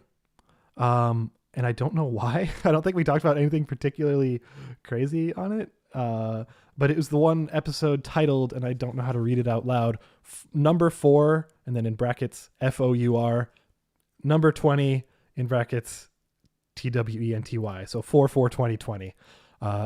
That episode was by far our most listened to. And fitting. it was basically when we were just deep into 2020. We were talking about that stupid cat girl without salad game. That game sucked. Oh God, I haven't we talked thought about about that in forever. we talked about Good Job. We talked about Well, Dogurai, Crossnick, Animal Crossing New Horizons. We talked about hot dogs, horseshoes, and hand grenades, and Mountain Blade 2, Bannerlord, and the Resident Evil 3 remake, which I don't think anyone really loved. All right, and then just jumping through it, 176, the director's cut. It's relatively recent, actually. I think that was the one that had Danny DeVito as an image. Talked about Ami Yamato. We talked about Ratchet and Clank for a solid half an hour. The Necro Barista spoiler cast had quite a bit. Oh, that's good. Because I think that our good friends over there, they shared it around, and and lastly, not leastly, this is actually the only one out of order. It was our second most listened to, was episode 134, Ejecto Cito, featuring one Jana Oh, Choa, yeah. where we were talking about this just before the podcast, Allison, where we talked about Fast and Furious Crossroads and Cold Steel and the Peloton and Twinfold and Mixolumia and Into a Dream, which God, I hated Into a Dream. What a terrible game. Persona 5 Royal, Dragon Ball Z, Kakarot, and we talked about Halo Infinite being delayed. We talked about how the move. We talked about how there was a controller listing that might have leaked this theoretical console called the Xbox Series S. Ooh, who knows? Who knows if that's going to happen? We talked about Blaseball. We talked about Ono leaving Capcom. Oh no. Yeah. So anyways, we've had a variety of guests, all of whom have been awesome. Monty Velez, Joe Zach, Jeff Davis, Victoria Tran, Jana Choa, MC Fixer, one Chris Edgerton, Cheese, Bread, Alex Getty and Joel from Super GG Radio, Theo, who is Sam's friend, Xavier, and not credited but frequently showed up was one Baby Todd Howard. Baby Todd Howard. All the pets. All the pets have meowed or purred or barked or farted in some capacity. Yeah. And this is the kind of the second to last section I have to talk about here. The last one I think is going to be funny. But we had our short-lived experiment where we did our monthly stuff clubs, where we started with The Vision, the comic with Tom King and Marvel. Then I made the mistake of starting us with Made in Abyss rather than, something more approachable for people who were not degenerates like myself. We talked about Wrestle Kingdom, and then we just kind of stopped because it was a lot of time to dedicate for all of us. But that was a fun experiment. I think it was fun, and I'd actually be interested in bringing it back. I mean, I don't know if we necessarily need to do it as often, but I enjoyed. I really enjoyed The Vision. I really enjoyed as a strong word for Made in Abyss, but I experienced it. I was traumatized by it, and then that Wrestle Kingdom is still the only time I've ever watched wrestling. Wrestle Kingdom taught me that I'm not interested in wrestling. I know, me too. So I think this is the problem, right? Is like, none of us want to spend time doing stuff we don't like. And I think we found that in that experience, there was a good chance to recognize that part of the reason we make for a good podcasting team is we have a very diverse set of tastes. Yep. And I don't want to do half the stuff y'all like, and vice versa. Fair enough. Yeah, it was a fun experiment, but it only lasted like 3 months. But I just wanted to call attention to it because I imagine a lot of our listeners were not listening at the start. Also, our audio quality at the start was fucking terrible. It's gotten so much better. Listening to those old ones made me so sad. But it makes me really happy that we've improved and everything. And I really do think that we have improved over the 200 episodes quite a bit. So this is the last bit of stats, and I think this one is kind of interesting, and it's one I've thought about a lot, but I've never put numbers to. But now we can. Time. Jesus Christ. How much? I have it broken down here for by year. So 2018, 2019, 2020, and 2021 so far. I have it including Game of the Year, without Game of the Year. I have it with spoiler casts and retrospectives included, and just the total time. Which one do you guys want? Do you want it year by year, or do you just want the total? I just kind of want. Let's start with the total, because I want to be both amazed and kind of feel like, wow, I spent a lot of time. So here our total, which is just purely normal, canonical, numbered Gaming Fix episodes, not including spoiler cast and Game of the Year. Yeah. Any guesses? Do you want to throw out there, or total amount of time we've for all these episodes? Correct. Not including this episode. I can add 2 hours to it for this episode, but this is not including this episode. Oh, I'm gonna guess around 1,500 hours. Okay. Oh, I was gonna say like 500. Okay. Well, no, wait, sorry. What am I saying? We're on episode 200. 200, yeah. Sorry. Cut mine in half. I'm going to say like 700. 700. Yeah. Okay. I was going to say, you were going to be really high No, I and was probably thinking we pretty were at 400. disappointed. I was doing math from 400 for some reason. So bear in mind, in our first year, a lot of episodes were like an hour. Like an hour to hour 20 minutes. Fucking and then wild. it wasn't until about 2020 that we started getting into the 2 and 3 hour episodes. So Okay. the total time, and this is going to be, I'm going to start in days, measured in days, and then I'll put it into hours. Okay, thank you. I have both. 17 days, 11 hours, 49 minutes, and 34 seconds. 17 straight days of podcasts, which translates to, and I shit you not, 420 hours. Yes, we did it. It's actually 419.95 hours, but I was like, come on. We got really rounded funny. up. It's so close. It's Holy shit. literally canonical episodes, 420 hours, which I thought is absolutely perfect. It's so fitting, and I'm like personally just so thrilled. It couldn't have We been did better. it, guys. We did Yeah, it. we did it. If you include spoiler casts and Game of the Year, that comes 445 hours. So that's 18 days, 12 hours, 34 minutes, 27 seconds. Game of the Year total, you can probably kind of extrapolate it from that, was a day worth of podcasts, 44 minutes, 53 seconds. And here we go. This is funny. 2018, 3 days, 19 hours, 19 minutes, 19 seconds, 19, which I think is funny, but it is what it is. Then we got 2019, which is actually less. 3 days, 14 hours versus 3 days and 19 hours.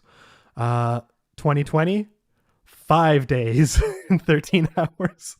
So a solid 2 extra days we did in 2020, and 2021 so far, 4 days and 12 hours. So we're not going to quite hit 2020 numbers if we extrapolate here, but we've done a lot of podcasting, y'all. 420 hours ain't nothing to shake a stick at. I'm so happy. This is like, you couldn't plan that better. And I have to add that to my stats of the numbers 420 and 69. All right. Oh my god, it's Happy Very funny. happy 200 episodes, everybody. Yes. Thank you for doing Yay. the investigative work to secure those statistics for us. Yeah. Some of It's them, very again, some of them are fuzzy, but I think that more or less represents pretty much the great stuff we talk about.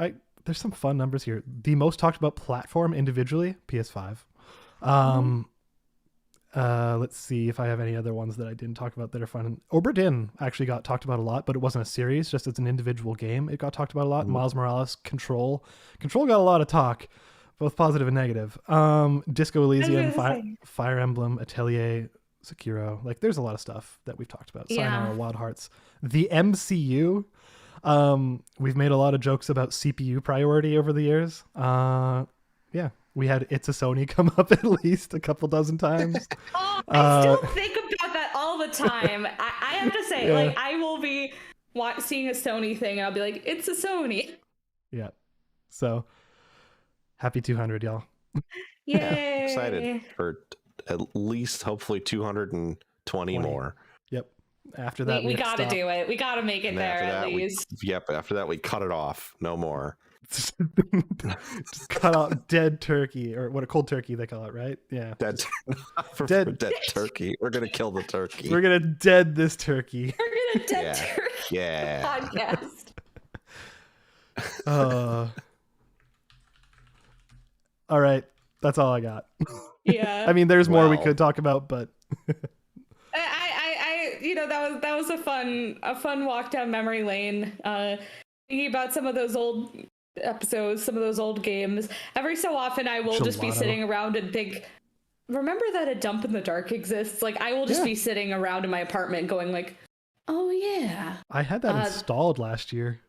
The other thing that the other name that I remember we talked about in a very, very early episode is the game titled Bloody Walls. Oh, yeah. And for some reason I'll just be sitting around being like, remember there's a game called Bloody Walls?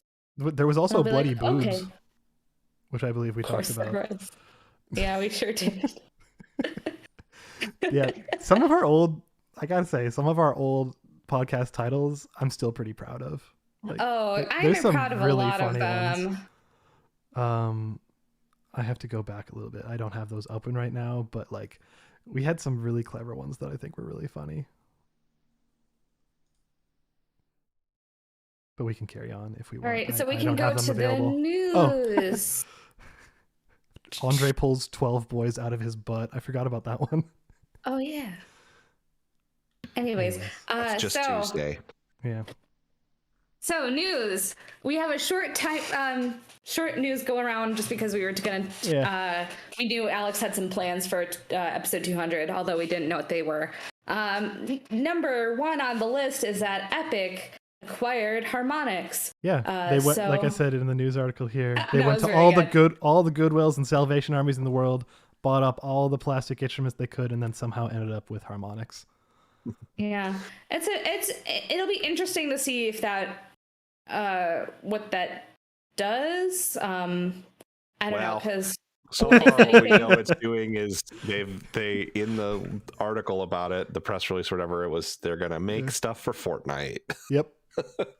They're making rhythmic gaming experiences for Fortnite, And probably for like concerts and stuff. Like that'd be. Yeah. Like, they've done a lot of concerts and stuff they in have there. done a lot of. And it would be kind of cool if you could get like a legit rhythm game maker to incorporate some, some rhythm game elements into those.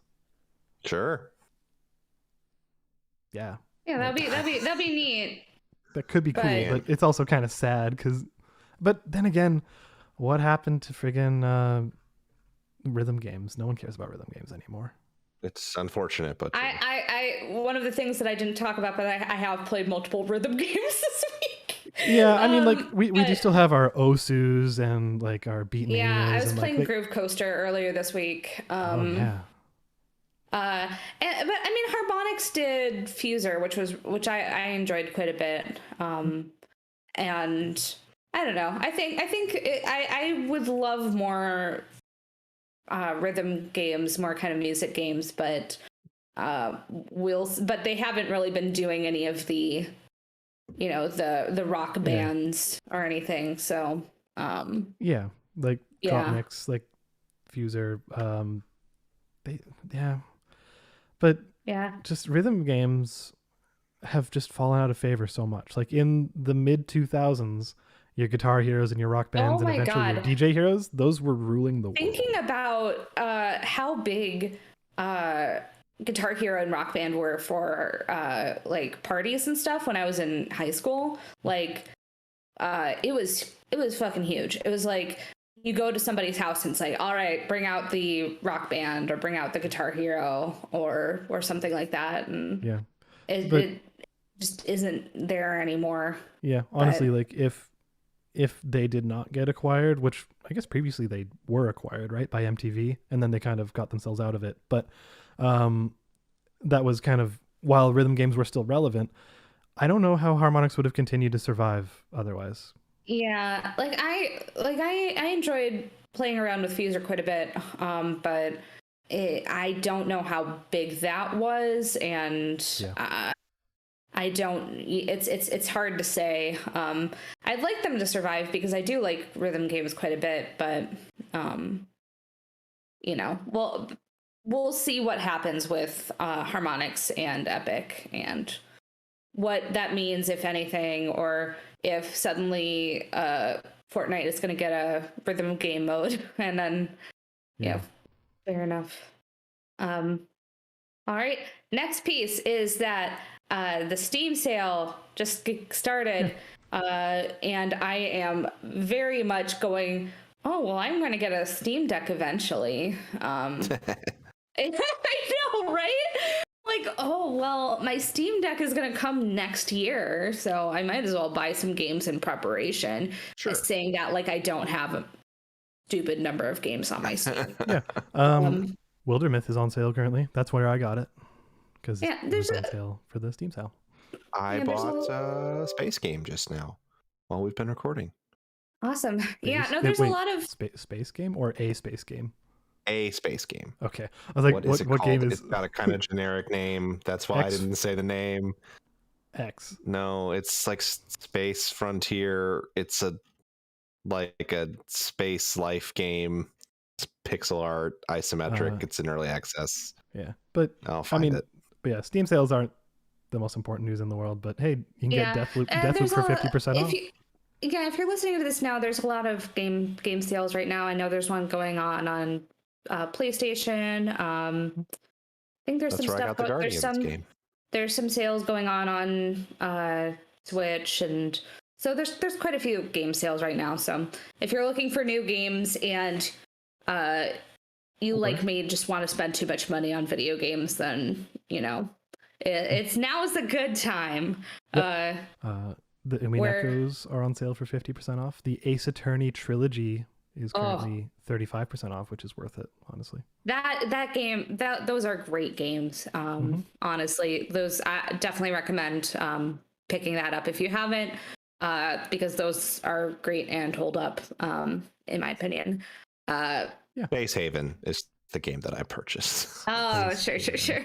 Okay. It's not a very memorable name. No, but it looks like a cool game.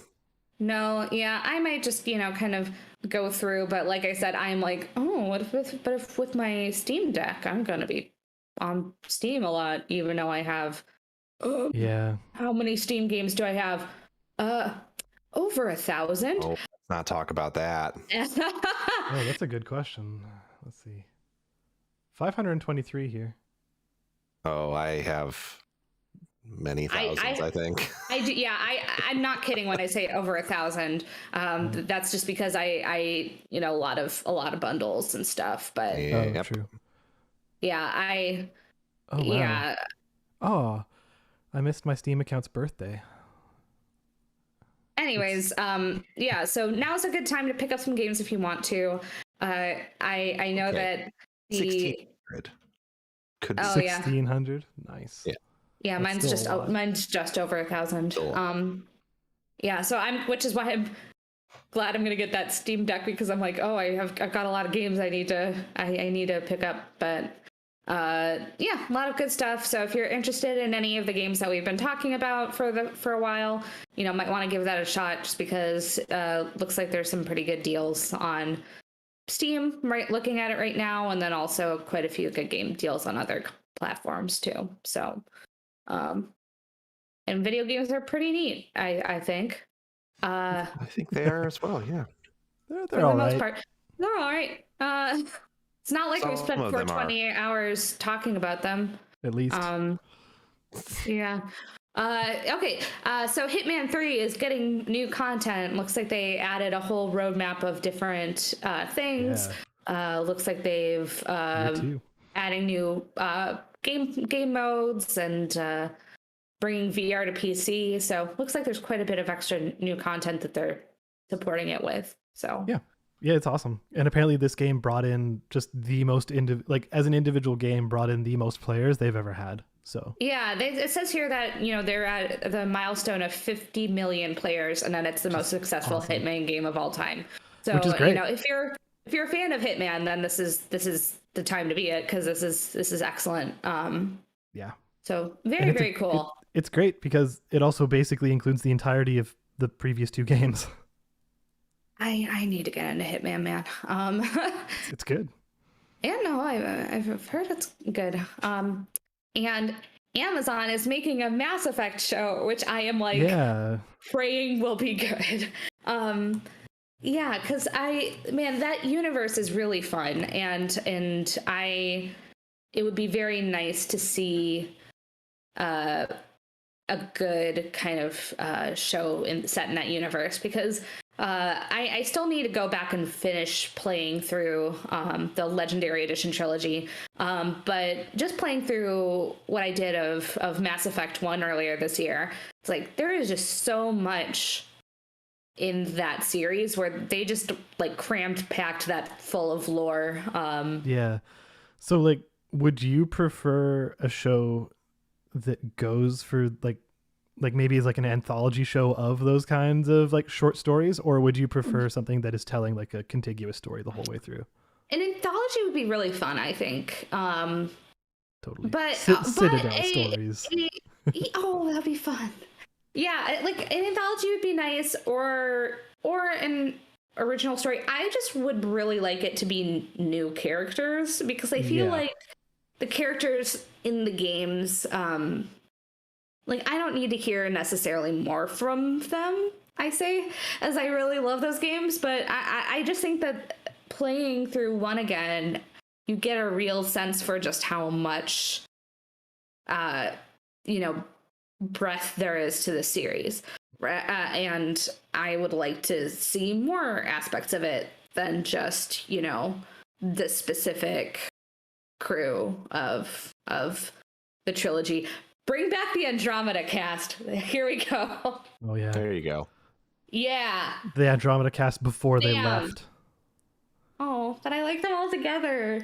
But no, I would just like them to hopefully do something interesting rather than in my opinion, like the worst possible scenario would be if they were just like, let's do retold Mass Effect, but in a linear fashion.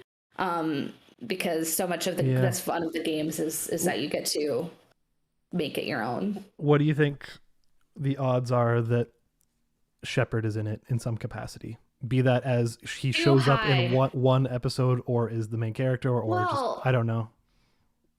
The issue with that is that while there are Shepard models that are considered more that show up on the posters and stuff and on merch, if it wasn't FemShep, I would fucking riot.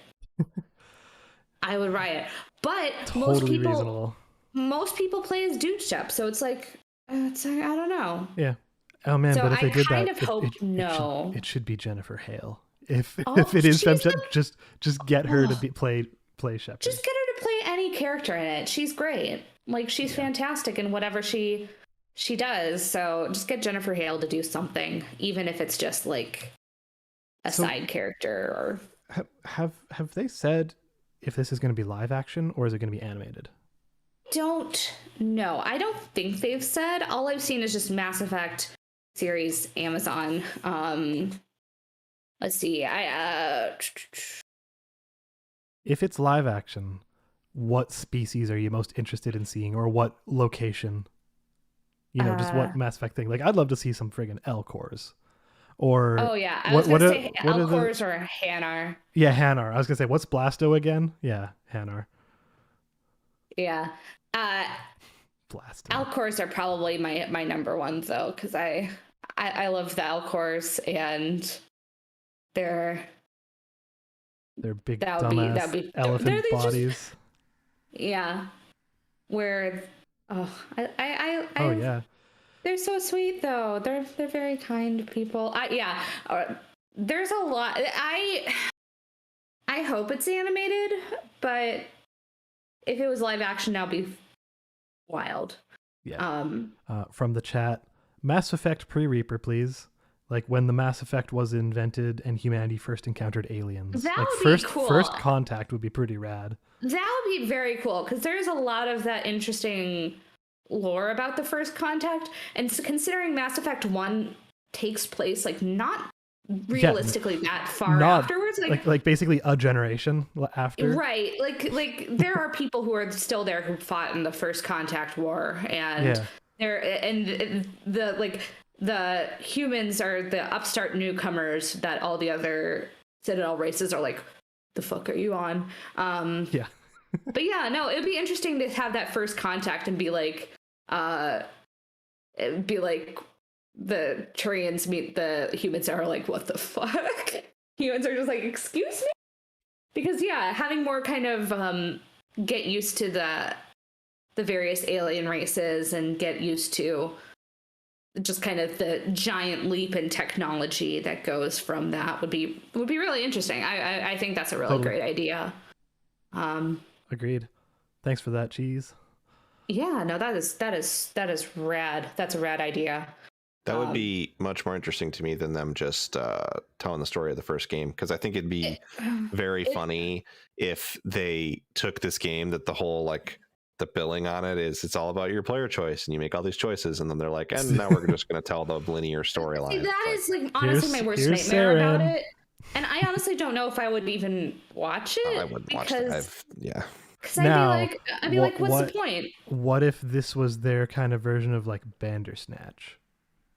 Now, see, that could be interesting, and I had that thought too. Is like if you can make choices, but that's too much TV to produce. I think for something that would be as effects heavy as this. Yeah, and if you wanted it to be any longer than Bandersnatch, like that requires quite a bit.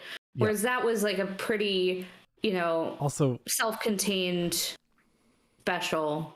Yeah. Also, you run into the exact problem that actual Mass Effect did, where you build the diamond and you have all these choices. It eventually has to all converge again. So it's like it'd just be running into the exact same issue all over.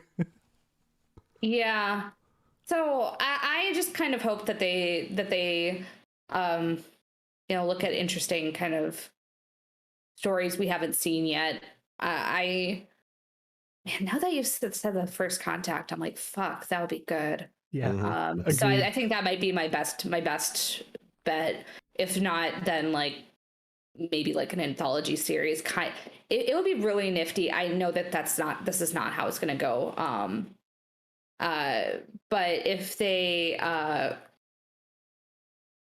did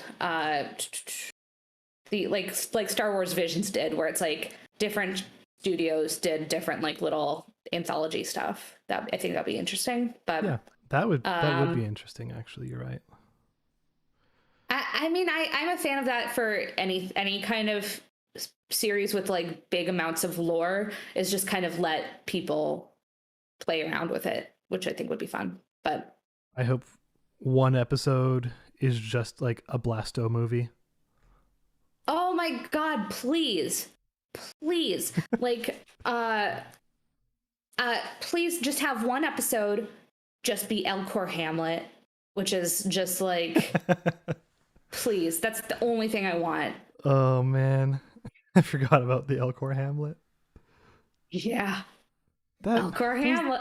Those games had, when they wanted to just inject that weird random humor, it worked. It was good. Oh fuck yeah. And that's why I'd like I want some sort of something like that. But anyways, that'd be cool. Anyways, who knows? Maybe it'll be great. Who knows what it'll be? It's nice to feel hopeful. But I know I want to be hopeful. I don't have any hope for anything Mass Effect related until they prove it to me. As the Andromeda defender stepping in, I want more Mass Effect, so we'll see. Anyways, I think that's all the news we have, so I think that's going to do it for episode 200 of Gaming Fix. Anybody have anything else they want to add before we bounce? Didn't show up in the stats, but there was a lot of dabbing. Oh, of course. As there should be. As there should be. All right. Pat, where can people find you? You can find me on Twitter at PJCPlays, and I guess in space. Just cool. Look up. Look it up. Look up. They say eyes up all the time in Halo Infinite multiplayer, and it's very funny. Sorry. That's just because it's a Destiny thing. Anyway. Oh, is it? I didn't know that. Oh, eyes up. Look up at this Halo for me. Anyways, Alex, where can people find you?